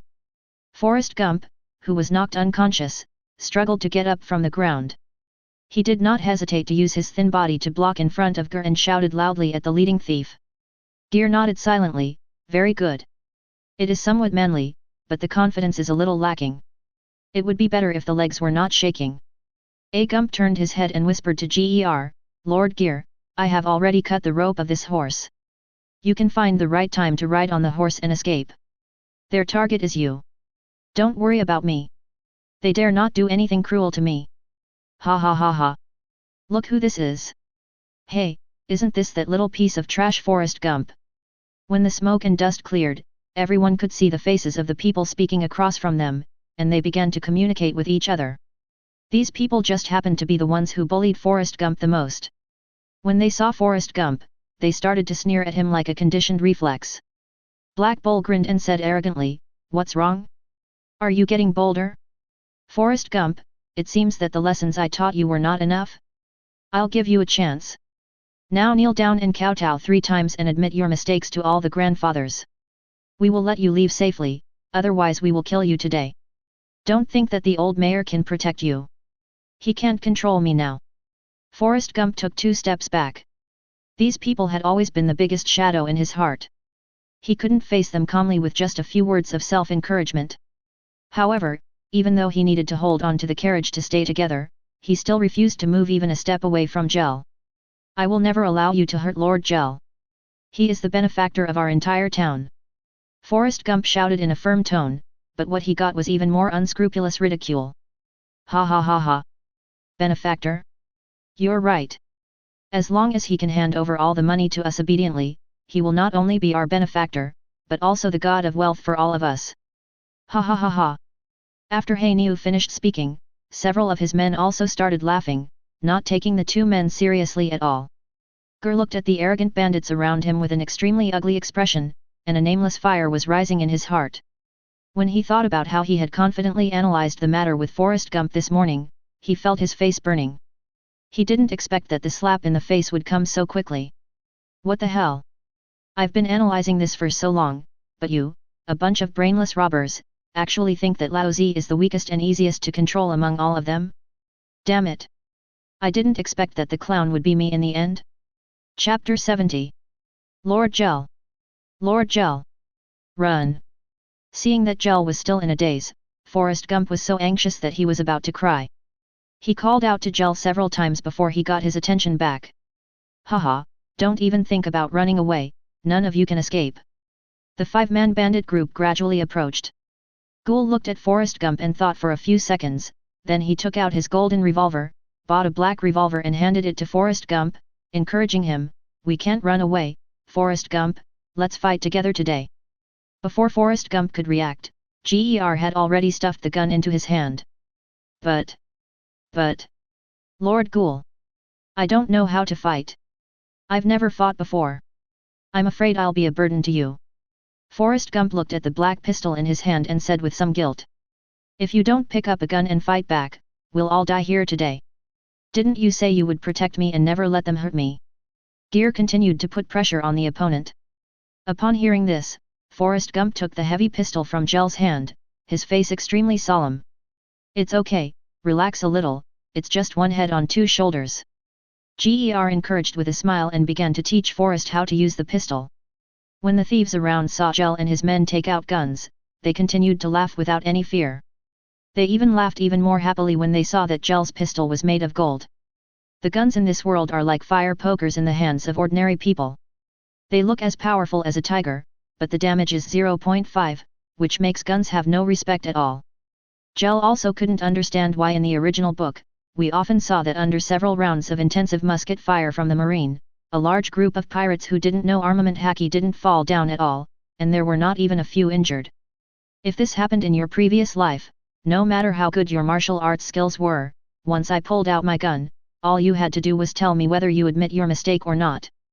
Ghoul ignored the gangsters nearby and patiently instructed Forrest Gump, yes, first do this and this, then aim at the target here, and then just pull the trigger. Bang! Ah! A gunshot rang out, and the little punk was shot and fell to the ground instantly, holding his thigh and wailing in pain. Oh! I'm sorry. I didn't mean to do that. When Forrest Gump saw his gun hit someone, his first reaction was not to be happy, but to quickly start apologizing. Gale was also stunned and hit the target with the first shot. Damn it! You damned loser, you dare to shoot me with a gun. I'll cut you into pieces. The little punk felt it was humiliating to be knocked down in front of so many brothers. He was unwilling to admit that he would be knocked down by this loser whom they had bullied since childhood. He got up from the ground, limped towards Forrest Gump with his big knife in hand. Ah! Don't come over here! Seeing that the opponent's sword was about to fall, Forrest Gump closed his eyes and tried to escape because he was timid. Ghoul stood in front of him and shouted loudly. Shoot! Shoot quickly! Forrest! Don't hesitate! If you don't kill him, I will be killed! In a flash, Forrest Gump opened his eyes, no longer hesitated, and the long-suppressed emotions burst out completely. He yelled and pulled the trigger. Bang! No one screamed this time, because the bullet hit the little punk right between his eyebrows, blowing his head off. His brain was turned into paste by the bullet and he died instantly. He didn't have the chance to make any sound. His eyes began to blur, and then his body fell straight back. Gale looked at the bloody hole on the little jerk's forehead. Any luck? Scar. Everything happened too fast, and the sudden change made Hainiu unable to react for a while. Oh, I killed someone. I killed someone. Forrest Gump's eyes were dull, and like many recruits who had just seen blood, he kept muttering to himself. Ha ha ha ha. Good job, Gumball. Hearing Gale's voice, Forrest Gump came back to his senses. He looked at Gale, tears already flowing from his eyes. I killed someone. Lord Ger. I didn't mean to do it. Gale smiled and patted his shoulder and said, take a deep breath. It's okay, Forrest. Cheer up. You're not wrong. In a fight of life and death, only you can die so that I can live. If you don't kill him, he will kill you. Do you want both of us to die here? After taking a few deep breaths, Gump's eyes finally regained some spirit. He gritted his teeth and said firmly, no. It's not over yet. Ha ha ha. I really didn't expect this. You've made it. Forrest Gump, how about joining us? We just need to grab the guy next to you, and together we can rob their ship and their money, and then go out to sea together and have a good time as pirates. Black Bull was not angry because one of his men was killed. Instead, he began to recruit Forrest Gump. He was ruthless and looked like a hero. Don't move forward. Otherwise I will shoot. I will never let you hurt Lord Ghoul. Forrest Gump raised his gun and pointed it at Black Bull. While keeping a close eye on the other men, he protected Gale and slowly retreated. Come on, all of you. Sheep are always sheep. Even if they have fangs, they can't change their fate as herbivores. Seeing that there was no chance to persuade them to surrender, Hainiu immediately waved his hand and gave the order. The remaining 3 people, including himself, rushed towards Forrest Gump and Ger. Killing may not necessarily be addictive, but after killing the first person, it will become more and more easy to do, and slowly you will find that killing one person seems to be no different from killing several people, and you will no longer have such a heavy psychological burden. Bang! Bang! Bang! Forrest Gump fired 3 shots in quick succession with almost no interval between them. The 3 thugs were shot all at once and fell to the ground without making a sound. Even the bullet positions were all in the same place, with all of them hitting the center of their eyebrows and blowing their heads off. Ghoul looked at Aegon in surprise. The first time could be considered luck, but the third time it was definitely not a coincidence. This guy turned out to be a gifted Shins player. Hainiu was equally shocked. Before he could figure out the situation, he was the only one left in the blink of an eye. Cold sweat had already appeared on Hainiu's forehead. He hurriedly grabbed a corpse from the ground and used it as a shield in front of him. Ah! You damn BD! He had planned to make a fortune and then sail on the sea with a few brothers who followed him. However, he didn't expect that his dream would be shattered before he even set sail. The one who ruined it all was this loser who had been bullied by him for more than 10 years. Black Bull was furious and rushed towards Forrest Gump with a corpse on his head. After all, Forrest Gump lacked combat experience. In panic, he fired a shot at the corpse, and then was knocked flying by the Black Bull. Forrest Gump rolled on the ground for several times before he stopped, and it seemed that he had lost consciousness. Hainiu threw the corpse off his shoulder, put the knife to Gear's neck, and said with a ferocious expression, "Because of you, you idiot, went crazy and killed 4 of my brothers who were as close as brothers to me. How do you think we should settle this account?" Ha ha ha. Seeing that Gale still had that indifferent expression on his face, Hainiu felt angry. Why are you laughing? Gale ignored his frightening expression and said sarcastically, "What am I laughing at? Of course I'm laughing at you for being more shameless than me. When you used them as a shield, did you treat them as brothers? Now that you're negotiating terms, you say the dead are your brothers. Why don't you say they are your fathers? That sounds more valuable." Black Bull's face turned blue and purple, and he said angrily, "You are already my prisoner. How dare you be so arrogant? Do you think I dare not kill you? You can't kill me today." Ger laughed. Chapter 71. Gale raised the corners of his mouth, looked directly into his eyes, and said firmly, "You can't kill me today. Why can't I kill him? Is my knife not sharp enough?" As Hainiu spoke, he deliberately shook the knife in his hand, trying to scare Gale. Feeling the unique coldness of the metal tool on his neck, Gale didn't realize that he was being threatened. He took out a thermos cup from somewhere, opened it, blew out the hot air, took a sip of wolfberry tea slowly, and said confidently, "Of course it's because someone said he would protect me. And I chose to believe him." IOU was stunned at first, and just as he was about to open his mouth to refute, he heard a voice behind him. "I told you. I will never let you hurt Lord Ghoul." Forrest Gump, covered in wounds, struggled to get up from the ground. IOU's hair stood on end and he tried to turn his head away in panic. Ah! Forrest Gump roared and rushed towards Black Bull. He jumped high and rode directly onto Black Bull's shoulders in front of Black Bull's shocked gaze. Forrest Gump stretched out his left hand and hugged his fat head tightly, holding the gun in his right hand, with the muzzle of the gun directly against the top of Black Bull's head. Gale was pleased to see a Gump's powerful attack on his face. He thought that this guy had completely changed. He was no longer the weak and honest loser who allowed others to bully him and dared not resist. "Go to hell, Black Bull. For the first time, I felt death was so close to me. No. Don't shoot. You only have one chance." Amid Black Bull's heart-wrenching pleas for mercy, Forrest Gump roared and pulled the trigger. Crack! The trigger drove the mechanical linkage, and the firing pin clicked down, but no bullet was fired from the muzzle. Crack! Crack! Forrest Gump's face was filled with fear. He hurriedly pulled the trigger several times, but unfortunately the result was the same. Forrest Gump and Black Bull were both frozen in a strange position on the spot. Gear covered his face helplessly, and even wanted to laugh. Oops, forgot to tell him that he needed to reload his revolver after firing 6 rounds. Forrest Gump was the first to recover from his bewilderment. He looked ashen at first, then a look of determination appeared on his face. He dropped his gun and stabbed his finger directly into Black Bull's eyes, shouting anxiously, "Lord Ger. Go. Ah. Let me go UBD." The Black Bull with his eyes blindfolded let out a heart-wrenching scream. Blood had already begun to seep from the corners of his eyes. He was struggling frantically. The scene was like a bullfight and a bullfighter. Seeing that Forrest Gump, who was riding on Black Bull's neck, was about to be thrown to the ground by Black Bull's buggy stand bomb, a red light flashed in Ger's eyes. The surging black wave hit Black Bull directly and passed through his body in an instant. In an instant, Black Bull slowly collapsed to his knees on the ground as if all his strength had been drained away, and Forrest Gump fell off him. "If you don't remove the roots of the grass, it will grow again in the spring breeze." Gale slowly walked over and fired another shot. Seeing that Black Bull was no longer a threat, Forrest Gump let out a long sigh of relief. He lay on the ground in a big shape, his chest heaving violently. After his tense nerves relaxed, waves of pain came over his body like a tsunami.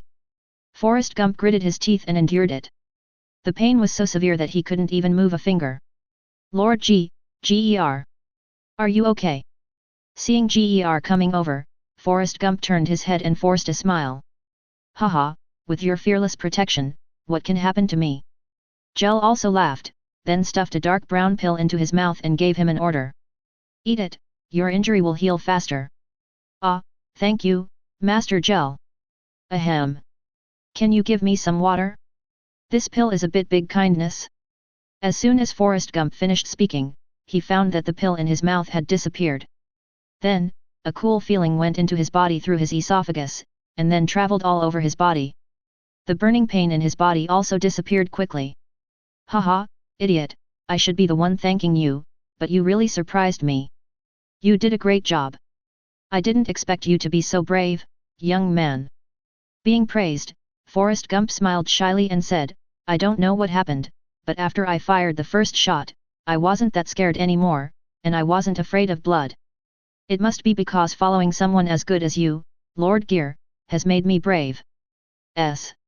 Ghoul took a deep breath, looked at the serious Forrest Gump with some discomfort, and thought to himself, "Not only have you become braver, you've also learned to flatter. Don't say you learned this from me." Gale suddenly stood up and looked in one direction. Great adults. After a while, Forrest Gump, who was lying on the ground, also noticed something strange. The sound of horse hooves rumbling could be heard from the ground beneath him. "Well, someone else is here." Gale put his hands behind his back and spoke in a calm tone. Forrest Gump thought about what would happen if the people in the town saw the bodies all over the ground. If the two sides started fighting, he didn't want to see anyone on either side get injured or even killed. Forrest Gump, who had just relaxed, suddenly felt his heart rise to his throat again. Lord Gale, please leave quickly. Even though I killed the person, they definitely won't believe it. It's okay, don't worry. They are just a few thieves. Just kill them. Don't panic. Running now will only cause more misunderstandings. Boom, boom. While the two were talking, more than a dozen riders came rushing over. Oh. 20 steps away, the team stopped. Everyone dismounted in unison, and the movements were quite uniform, which looked quite visually impactful. Walking at the front of the team were the old mayor and the swordsman Shima. Mayor. It's the 5 of Hainu, all of them are dead. Shot to death. Taima quickly stepped forward, turned over several bodies on the ground, checked them, and whispered to the mayor. Everyone began to talk in whispers, and their faces became solemn as they looked at the tragic scene. The mayor walked forward, his eyes narrowed into slits, with no expression on his face. It was impossible to tell what he was thinking at the moment. Gale also imitated him and narrowed his eyes slightly, and the two of them just looked at each other quietly. Everyone present was silent, and even the dozen or so horses lowered their heads and dared not snort. The atmosphere was extremely depressing. Forrest Gump felt that he could no longer remain silent. Mayor, actually. Just when everyone thought that the war of the century was about to break out in the next second, the two of them laughed at the same time. Ha ha ha ha. Are you okay, Lord Gale? I'm so sorry. This money-hungry traitor appeared in the town. It's my fault for not supervising him. I just received the news and rushed here with everyone to make sure you're safe. Fortunately, you're fine, otherwise I would have to die to apologize. Gale didn't believe a single punctuation mark in what the old fox mayor said, but he still spoke politely. Haha, sorry to have worried you, old mayor. I'm fine. Don't worry. I can't kill dozens more of these guys. The mayor looked normal. That's good, that's good. Come on, I've asked people to prepare wine and food. Let's go back and have a banquet to calm you down, Lord Gale. Oh, the old mayor is so polite. Okay, then I'll pay for the banquet. How can that be so embarrassing? Haha. The others didn't understand what was going on. As they talked, the two of them linked arms and prepared to go back. Forrest Gump also opened his mouth for a long time without saying a word. A subordinate who was in charge of handling the corpses ran over and asked in a low voice, Mayor, what should we do with these bodies? Only then did the smile on the mayor's face gradually disappear. After a long while, he said in a firm tone, only true warriors can be buried on the top of a mountain after death. Clear. The man responded and went downstairs. The old mayor turned around and looked at the whiskey cactus in the night. At this moment, the old man's back looked even thinner and more hunched. However, this loneliness and desolation only lasted until Forrest Gump took out 40 million Baileys, and then it disappeared instantly. Chapter 72. After the old mayor learned what happened from Forrest Gump, he led everyone to pay a big salute to Gump. The smile on his face never disappeared, and he ran around to greet everyone to prepare for the banquet, as if he had suddenly become a dozen years younger. So Gale and his crew happily held a banquet with the residents of Whiskey Town. Weevil and Crocus, who had eaten all the food reserves on the ship, attended the banquet together. Bia took Ajin to participate in the hand-in-hand circle dance party held by the children in the town. As soon as Fate entered the kitchen, he became the head chef and began to direct the chefs to work hard. Moria was drinking with the men in town. Mozan and Funi also danced to the music. Crocus was drinking while taking people's pulses. When the conversation got exciting, he would take out silver needles and give people 2 injections for free. Seeing this, Gale hurriedly walked away for fear of a medical accident. Senor, dressed in a handsome suit, became the focus of the dance. Several beautiful girls came over and invited him to dance with them, which made Senor feel distressed about his handsomeness. The residents of the town usually lived a tight life, but this time, thanks to Captain Gale's generous sponsorship, they could eat and drink to their heart's content. The lively atmosphere of the banquet lasted until sunrise the next day. Many residents were drunk and unconscious, lying on the ground in a large area. Port. The recording pointer has completed the recording of the magnetic field, and Ghoul is ready to quietly set sail early in the morning. After a big battle last night, Moria and Crocus are lying on the deck on Ghoul's side, and their record is that Forrest Gump, who doesn't drink, is the only one left in the town who can see Ghoul off.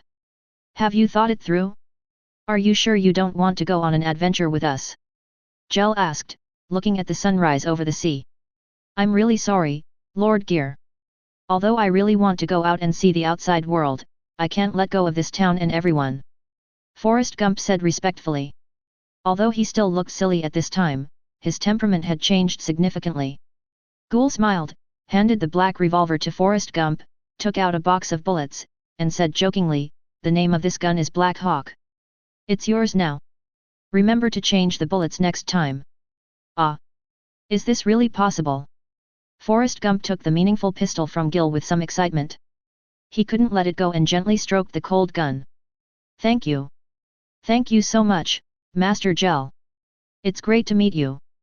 "Haha, me too. That's enough, I won't say any more. You can contact me if you have anything in the future. I'll also give you this book, which records some things about cultivation. Practice hard to improve your strength. Now I'm leaving. See you again if we're lucky. Say goodbye to the old mayor for me." Ger waved and jumped onto the boat. "Little ones. Let's set sail." Wong wong. Ada and Aer, who had returned from a 2-day holiday to be exploited, were particularly energetic in pulling the boat today. At the dock, Forrest Gump watched the boat going away and it gradually became smaller. He didn't turn around and leave until the boat finally sailed into the sun above the horizon and he could no longer be seen. The sky was clear and cloudless, but this is the Grand Line where the climate is chaotic and changeable. Bia was still looking forward to another snowfall so that she could continue the snowball fight that she didn't enjoy enough last time. Uncle Fate brought 2 large bowls of sobering soup for Moria and Crocus to drink. After a long while, the 2 of them opened their eyes in a daze. "Hey? Captain, where are we now? I remember we were having a party, weren't we?" Moria asked, looking around and scratching his head. "We have said goodbye to everyone in Whiskey Town and are now heading to the next island. Brother Moria, you and Uncle Crocus were both drunk last night, and it was Brother Weeble who brought you back." Bia replied with a smile. Senor, who was standing by and smoking quietly, thought to himself, "These 2 guys are so unreliable. They actually drank to the point of passing out. They have no vigilance at all." The ship sailed in the boundless ocean for 2 days following the direction indicated by the recording pointer. During this period, Ger was either fishing or playing mahjong with his friends.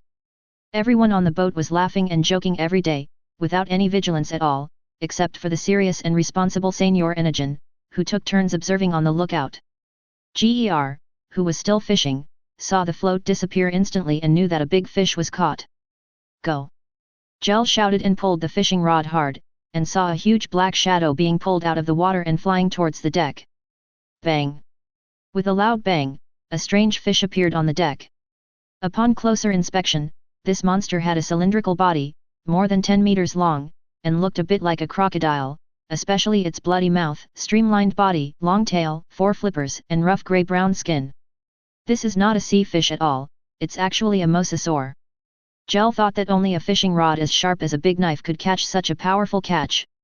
The mosasaur was fished onto the boat, but it did not think of itself as a captured prey. It swung its thick and powerful tail, twisted its body, opened its big mouth and bit the fattest mosasaurus on the deck. Ah! Mozan opened his eyes and took 2 steps back in fear when he saw the monster in front of him, which was already dead but still had its mouth open ferociously. At the critical moment, Crocus on the side threw out a harpoon and directly killed the mosasaur that had boarded the pirate ship. "Really?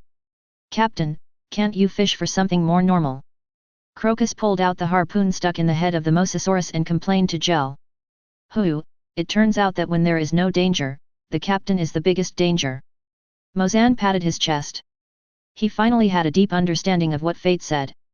"Ha ha ha, sorry, I don't know how I caught this thing. This Grand Line is really magical. It seems to be an ancient creature. I don't know how it tastes. Uncle Fate, I leave it to you. Let everyone taste it." Gale scratched his head and apologized while laughing. The poor mosasaur was dragged into the kitchen by Weeble. "Not bad, not bad. Even though this mosasaur looks ugly, it tastes good. It has a chicken flavor and is crunchy. Grand Line cannot trust anything, only the recording pointer will not lie, so an island soon appeared in front of it. Captain Ghoul. We have arrived at the island the record pointer is pointing to. Ajin, who was in charge of lookout, shouted. Haha, guys, get ready to land on the island. Gale shouted while biting into the grilled dragon steak, and finally understood why he could catch an ancient creature like Mosasaur in this sea area, because the island ahead was the second stop of the Grand Line, Teiku Island. Teiku Island? This island is also called Little Garden. As for why it has this nickname, I believe you will understand it soon after you land on the island. Well, leave the task of staying behind to me. I'm going to catch up on some sleep first. Crocus said mysteriously, and then carried Laboon back to the room. Gale also showed a rare expression of interest. He certainly knew the characteristics of this island. Having followed so many Jurassic films in his previous life, he finally had the opportunity to experience the world of dinosaurs in person. Chapter 73. Grand Line Teiku Island. The island is very large and the vegetation is extremely lush and green, in stark contrast to Whiskey Peak. As the ship approached the island, they saw several waterways extending from the interior of the island. Gale immediately directed Ada and Aer to go upstream along the waterways into the depths of the island. Everyone looked at the plants on both sides that they had never seen before. They were all very large. An ordinary fern was several meters tall, blocking the forest completely. Occasionally, there were the roars of unknown beasts and the wailing of preyed animals, which was creepy. It feels like walking into a tropical rainforest, and also like accidentally entering the land of giants. A sharp and piercing cry was heard. The strength of the sound waves seemed to be able to shatter glass. Fy, who had a weak constitution, could not bear it, so she quickly covered her ears. Ah, what was that just now? Funi asked in panic, her ears still feeling a little buzzing. It's okay, it should be the sound of birds chirping. Mozan supported her and comforted her. Suddenly, a pteranodon with a wingspan of more than 10 meters swooped down from the sky, and its target was still the fat and white Mozan. Funi and Bia looked at the big bird approaching at high speed in shock, but Mozan, the person involved, had his back to the pterosaur and had no idea what was happening. Bang! Gale raised his pistol and fired a random shot into the sky. The pterosaur, which was halfway through its dive, was startled by the bullet that flew past its face. Sensing the danger, it instinctively gave up the attack, flapped its huge wings, and turned around to fly away. Oh my god, what is this? At the last moment, Mozan noticed a strong wind blowing behind him. When he turned around, he saw a big bird flying away in the sky. He seemed to have seen this creature somewhere before. Haha, everyone, be careful, these look like dinosaurs. Gale pointed to a Tyrannosaurus Rex drinking water on the shore 100 meters away and said with a smile, Nanny. Everyone screamed in surprise. Didn't the dinosaurs become extinct a long time ago? I heard that because the islands here on the Grand Line cannot communicate with each other, many islands are at different stages of civilization, and this island may still be in the dinosaur era. While explaining to his companions, Gale looked at the living Tyrannosaurus Rex in front of him with interest. Overall, it was basically the same as the image he saw in the movie in his previous life, except that the color of its back was bright liver color with some darker stripes. Is it possible to do this? It's so magical, the world outside is so wonderful. It really was the right decision to go out to sea for adventure. Funi said excitedly, and took out her camera to take some beautiful photos of the Tyrannosaurus Rex drinking water. Before everyone could appreciate this prehistoric behemoth that should have become extinct hundreds of millions of years ago, Weevil had already jumped to the side of the Tyrannosaurus Rex. The Tyrannosaurus Rex raised its head and looked over, feeling that its royal majesty was challenged. It opened its bloody mouth and roared like a dragon at the ignorant villain. Unfortunately, Weevil didn't give it any face at all. He rushed forward and knocked the Tyrannosaurus Rex to the ground with 2 punches. He ran back dragging the dinosaur's tail, shouting for Uncle Fate to give him a barbecue. Hey! Are there any friends visiting? I haven't seen a human in a long time. Click, click. A sound like muffled thunder came from the dense forest, followed by the sound of branches being broken. Everyone on the boat looked in the direction of the sound and saw a giant over 20 meters tall emerging from the woods. He has a rough build, 2 small round eyes, upturned nostrils, a big mouth that extends to his ears, and a yellow beard on his chin that is like an open folding fan. He is wearing Viking-style fur and armor, a helmet with 2 pointed horns on his head, a shield in his left hand, and an axe in his right hand. Ada and Aer were already trembling with fear. If Gale and Weibul had not been there, they would have dived away long ago. Is this still a human? It was the first time for many people on the ship to see a giant. Looking at the giant warrior in front of them who was as big as a hill, everyone was afraid but also a little curious. Kabiye. Hello, friends from afar. I am Bragi, a warrior of the giant tribe. By the way, do you have any wine? I haven't had a drink in more than 10 years. Hello, Bragi, I have lots of good wine. Ger smiled at the friendly and polite giant. Kabiye. That's great. Can you give me some beer? In return I'll treat you to a barbecue. When he heard that there was wine to drink, Bragi smiled like a child and immediately invited Ger and his gang to his house. Gale gladly accepted it, and after docking the boat, he and his companions followed Bragi towards the depths of the island. With giant warriors leading the way, the dinosaurs, giant pythons, saber-toothed tigers, and other animals they encountered along the way quickly avoided them and ran away as fast as they could, wishing their parents had given them 2 more legs. Bragi looked at these animals kindly, as if he was looking at the piglets thriving in his own pigsty. Kabiye. We must use the most delicious meat to entertain our distinguished guests. On the way, Bragi picked and chose, and finally hunted a triceratops that was more than 10 meters long. He easily killed it with 2 axes, showing Gale and others how powerful the fighting race is. Bragi patted the triceratops' soft belly, carried it on his shoulder with satisfaction and continued on his way. In addition to their overwhelming size and strength, the giants are a very powerful race, with a lifespan 3 times longer than that of ordinary humans. That's why the giant kingdom Elbaf was able to stand firm in the war-torn second half of the Grand Line and was known as the world's most powerful country. Bragi's home is located in a relatively open space in the center of the island. It is called a home, but in fact it only has a sleeping cave and a bonfire at the entrance of the cave. Ger knows that the 2 white mountains in the center of the island are actually the bone fossils of 2 large sea kings captured by Bragi and Dori more than 70 years ago. It's really huge. I estimate it to be more than 1,000 meters. Gol sighed. As soon as he got home, Bragi deftly cut the triceratops into pieces and grilled them over the charcoal fire in order to start the party and drink wine earlier. Uncle Fate saw that Bragi certainly didn't have salt due to his family conditions, so he took out the seasonings and helped him grill the meat. It smells so good. Soon the dinosaur meat was roasted and sizzling with oil and fragrance. Bragi, who was standing by, couldn't help drooling. He felt that today's barbecue seemed to be different from the barbecue he had eaten in the past 28,000 days. Gale bought more than a dozen barrels of raw craft beer from the mall. As long as there was beer to drink, Bragi didn't care where Gale got the beer from. He immediately picked up a wooden barrel, pressed it lightly with his thumb, and the round lid with a diameter of about 1.5 meters on the top was opened. He couldn't wait to pour the beer into his mouth. Gudong, ah, so comfortable. Good wine. Really good wine. Bragi moaned with pleasure, then he laughed happily and invited everyone to eat meat and drink wine together. Chef Fit, who is used to making large portions of food, grilled the meat with ease and even had time to drink a beer. He immediately gave a thumbs up. This beer is really good. It has rich foam, rich aroma, mellow taste, fresh and unique flavor. It's a great beer. Gale on the side smiled and felt that this scene was very much like a product placement advertisement. Crack, crack, crack. Everyone, help yourself to some. If it's not enough, I'll get more. I have so much fun today. From now on, you guys will be my good friends. Cheers everyone. Cheers. Bragi said as he picked up another barrel of wine and drank it all in one gulp. The 2-meter-tall barrel looked like a small cup in his hand. Chapter 74. Hey, Bragi brother. Come on. Drink. Cheers.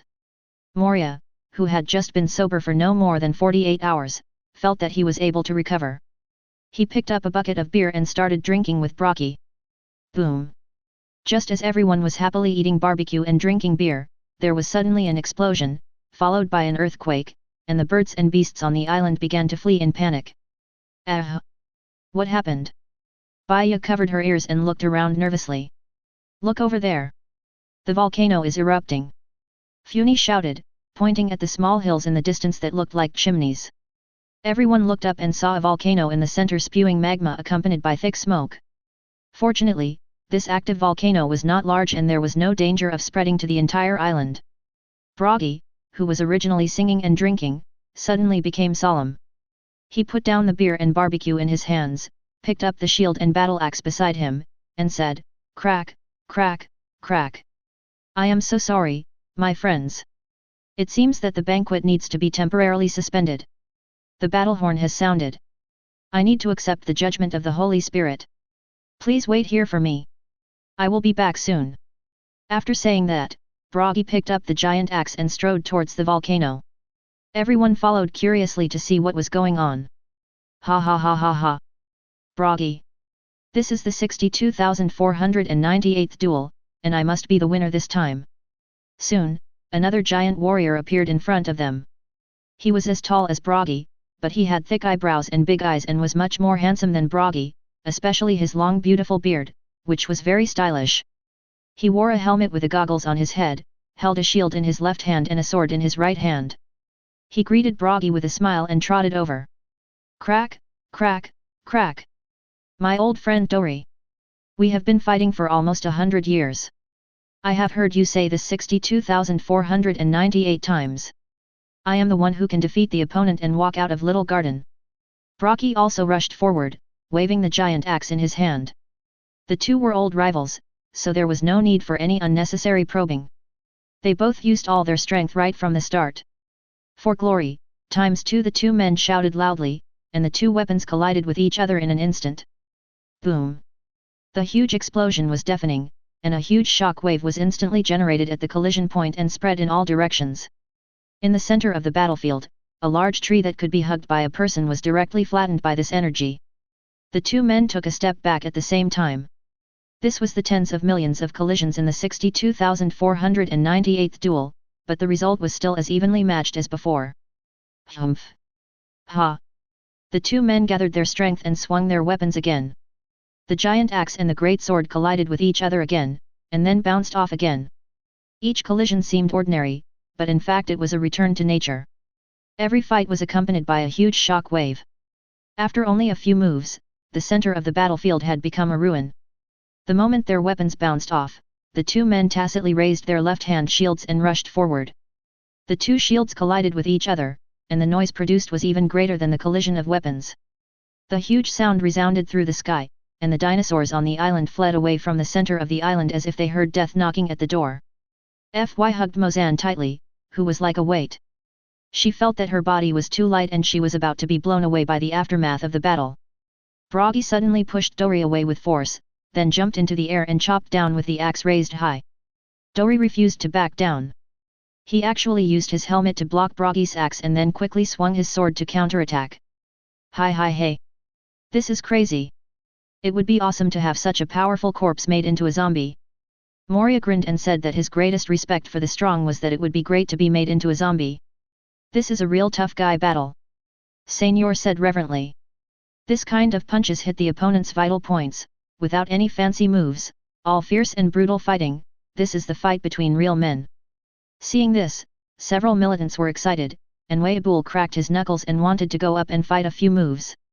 Gale was a little frightened by what he saw. It was too brutal to use his head to catch the axe. If the axe came down, wouldn't his helmet be chopped to pieces or he would have a concussion? Another stubborn freak. "Captain, is there any blood feud between the two of them?" Baya stared at the two giants who were smiling and wanted to kill each other, and asked curiously. Deer rubbed her head and explained, "Dori and Bragi are from the giant kingdom of Elbaf in Grand Line. The only rule these muscle men believe in is that when two people have a dispute, both sides must prove who is right through a duel. They believe that only the winner can get the blessing of the god of Elbaf and protect the glory of the Elbaf warriors. That's why the two of them have been fighting on this island for almost a century.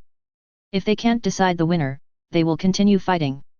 This prehistoric island is also called Little Garden because these two giants live here. Compared to their huge size, this place is like their back garden." Then what on earth were they arguing about? They actually chose to fight to the death? And they fought for almost 100 years. Baya continued to ask. Faye tapped his daughter, who had transformed into a curious baby, and said, "That happened last century. They themselves may not even remember what the conflict was about. How could the captain know?" Hearing this, Gale recalled the answers given by Bragi and Dori in the original book when they were asked why they were fighting, the reason for the duel. I've forgotten that long ago. As for these two stubborn guys, Gale no longer knew what words to use to describe them.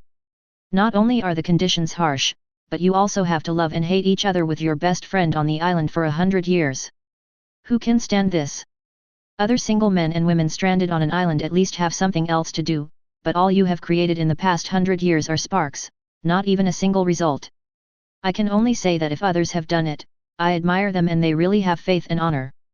But if I were to do it myself, I can only say haha, only a very smart person would choose to waste 100 years on this. Coming back to his senses, Gear smiled triumphantly and said, haha, no, don't forget what my nickname is. I actually know this about your captain. Wow, I knew you must know. Captain Ghoul is amazing. He is worthy of the nickname Little Smart given by the sea people. Captain, please tell us about it. Captain Gale felt a little flattered by BIA's flattery. Captain, don't keep me in suspense. Everyone sat in a circle with interest, watching the battle while preparing to listen to Captain Gale's introduction to the background story. Ahem, Blue Ogre Dori and Red Ogre Bragi. They were originally two captains of the giant pirates. When they sailed to this island, they decided to hold a banquet. Dori and Bragi prepared meat for the banquet. They each captured a giant sea king. At this point, Gale pointed to two strange hills in the distance and added, see? These two mountains are actually the skeletons of the two sea kings they captured at that time. What? Wow! This is so huge! Everyone was shocked when they heard this. They couldn't believe that the two mountains were actually the bones of sea kings. How big must these two sea kings be when they were alive? Chapter 75. And then? Seeing that Captain Gale started to drink water tactically in the middle of his speech, BIA was very curious about what happened next and urged him impatiently. Gale stretched out his hand and pinched Bia's chubby face, and said with a smile, and then there was a curious kid like you who asked questions. The little girl asked, who of you caught the bigger prey? A seemingly simple question is actually very acute. Both of them are captains with the same status, so this question has risen to the level of a warrior's honor. Naturally, no one is willing to make concessions, so they both insist that the sea kings they caught are bigger than the others. The two sides have been deadlocked, and finally they can only initiate a sacred duel to prove whose prey is bigger. And because the two have almost the same strength, they have been fighting until now without a clear winner. After saying this, Gale spread his hands helplessly. This. I didn't expect that this long-lasting war of the century would be caused by something like this. Funi sighed. Bia covered her mouth in surprise. She didn't expect that a simple question from a little girl would cause the two giants to fight for decades. She secretly decided in her heart that she must not ask a million questions like usual when chatting with the giants in the future, in case she accidentally triggered a life and death duel between them. Gale always felt that he seemed to have missed some important details about the little garden adventure, but since he couldn't remember it for the moment, he didn't worry about it anymore. Boom! Another loud noise was heard. Dori and Bragi fell to the ground almost at the same time after they hit each other hard in the face with shields. Both of them were panting and covered with wounds and could not get up to continue fighting. It looks like the battle is over. Gale stood up, brushed the dust off his butt, and walked towards the center of the battlefield. Ka pa pa pa ga. Dori and Bragi both laughed out loud, and then they both pronounced the outcome of this sacred duel, the 62,498th duel. It's still a draw. Ka pa pa pa ga. After saying this, the two of them burst into laughter again, and their hearty laughter spread throughout the entire island. They were clearly fighting to the death for honor, but both sides seemed very satisfied with the result of a draw. They no longer looked like they wanted to kill each other as in the previous fight. Instead, they were like a pair of good brothers. After lying on the ground and resting for a while, the two men regained some strength and slowly got up from the ground. Hey Dori, I have some guests at my house, and they brought me the best beer. You should come and have a few drinks too. Bragi dusted himself off and invited enthusiastically. Oh? Really? That's great. I haven't had a drink in more than 10 years. I really miss it. But it's not good to go empty-handed. Wait for me. I'm going to catch a delicious plesiosaur first. When he heard that there was wine, and thought about how enjoyable it would be to sit down and drink and eat meat after a big battle, Dori couldn't wait to pick up his big sword and go hunting. Tisk. Triceratops meat is the most delicious. Brocky retorted. What did you say? You idiot, how could Triceratops meat be compared to the delicious plesiosaur meat? No, no, no. Triceratops meat is the most delicious meat on this island. The two were about to start fighting again, but luckily Gale arrived in time, and after hearing their conversation, he spoke up to persuade them, you don't have to go hunting, my friends. We won't be eating dinosaur meat at tonight's banquet. I'll treat you two to a different meal. The two followed the sound and looked down. Ka-ba-ba-ba, Dory, these are my friends. Brocky saw who was coming and introduced him happily. Dory beside him also greeted him in a friendly manner. Hello, it's been a long time since we had any guests. Gale was a little disapproving. It was not that no one came to this island. Everyone who chose this route had to pass through here. The nickname Little Garden had long been spread on the sea. The pirates all know that there are not only a lot of ferocious predators like dinosaurs and tigers from the ancient times, but also two giant captains whose bounties exceeded 100 million decades ago. You know, anyone with a bounty of 20 to 30 million just coming out of the four seas can be called a supernova. Under normal circumstances, pirates with a little common sense would not dare to land on this prehistoric island. Most of them would choose to wait on the small islands and reefs outside the island until the recording pointer records the magnetic field of the next island and then quietly go to the next stop. Delicious. So delicious. What a treat. At the banquet, Dory and Brocky devoured the delicious food prepared by Chef Fate and poured beer into their mouths bucket by bucket. They hadn't lived so happily for decades. Goodong ah, so cool. Ha ha ha, I haven't drunk so happily in a long time. In a short while, the two of them finished all the dozen barrels of craft beer that Gale brought out. Dory and Brocky licked the beer foam stuck on their beards with their tongues, still unsatisfied. 2 more drunks. Captain Gale shook his head helplessly and smiled, then generously took out more than 20 barrels of wine. Today, I must let them both drink enough. Seeing so much beer again, the two straightforward giants were very happy. The beer was quickly drunk and their relationship quickly heated up. Dory and Brocky kept calling each other brothers, and they were about to drag Gale and Little Garden to become sworn brothers. Ka-pa-pa-pa-pa, my dear friends. You can stay here for a while without worry. Just set up camp next to me. The dinosaurs and wild beasts on the island won't dare to come near here. Brocky, who was very happy after drinking, took charge of everything. Thanks, brother. We have to wait until the record pointer is finished before we can leave. By the way, how many days will it take for the record pointer of this island to finish recording? Gale asked while sitting on a rock with his legs crossed and drinking juice. Quack, quack, quack. This island only needs 1 year. Dory tilted his head back and drank another bucket of wine, then answered with a smile. What?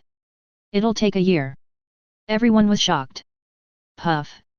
Even Captain Gale, who was usually calm, spat out all the juice in his mouth when he heard this. He finally remembered which key point he had missed. In the original book, the Straw Hat crew was able to go to the next stop in advance because they stole the pointer of the Baroque studio, but it takes a year to complete the recording of the ordinary pointer of this island. How could I have forgotten about this? Gale went crazy and instantly turned into a crazy head-scratching monster. After a long while, Gale comforted himself, forget it, there's no point in worrying. I'll just patrol around the island some other day to see if there are any pirates hiding and waiting for the pointer to record the magnetic field. If you are lucky, you can just grab a pointer that has already been recorded, right?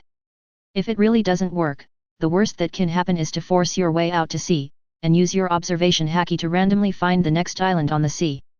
Anyway, you have your own system wall, so you don't have to worry about not being able to find an island for a long time and running out of water and food. It just takes a little time. Thinking of this, Gale silently gave himself a thumbs up for his intelligence. If you enjoyed this video, please give it a like and subscribe to the channel so you are notified of future uploads. You can find the next parts in the playlist visible on the screen or on my channel. Thank you for watching, and I'll see you in the next one.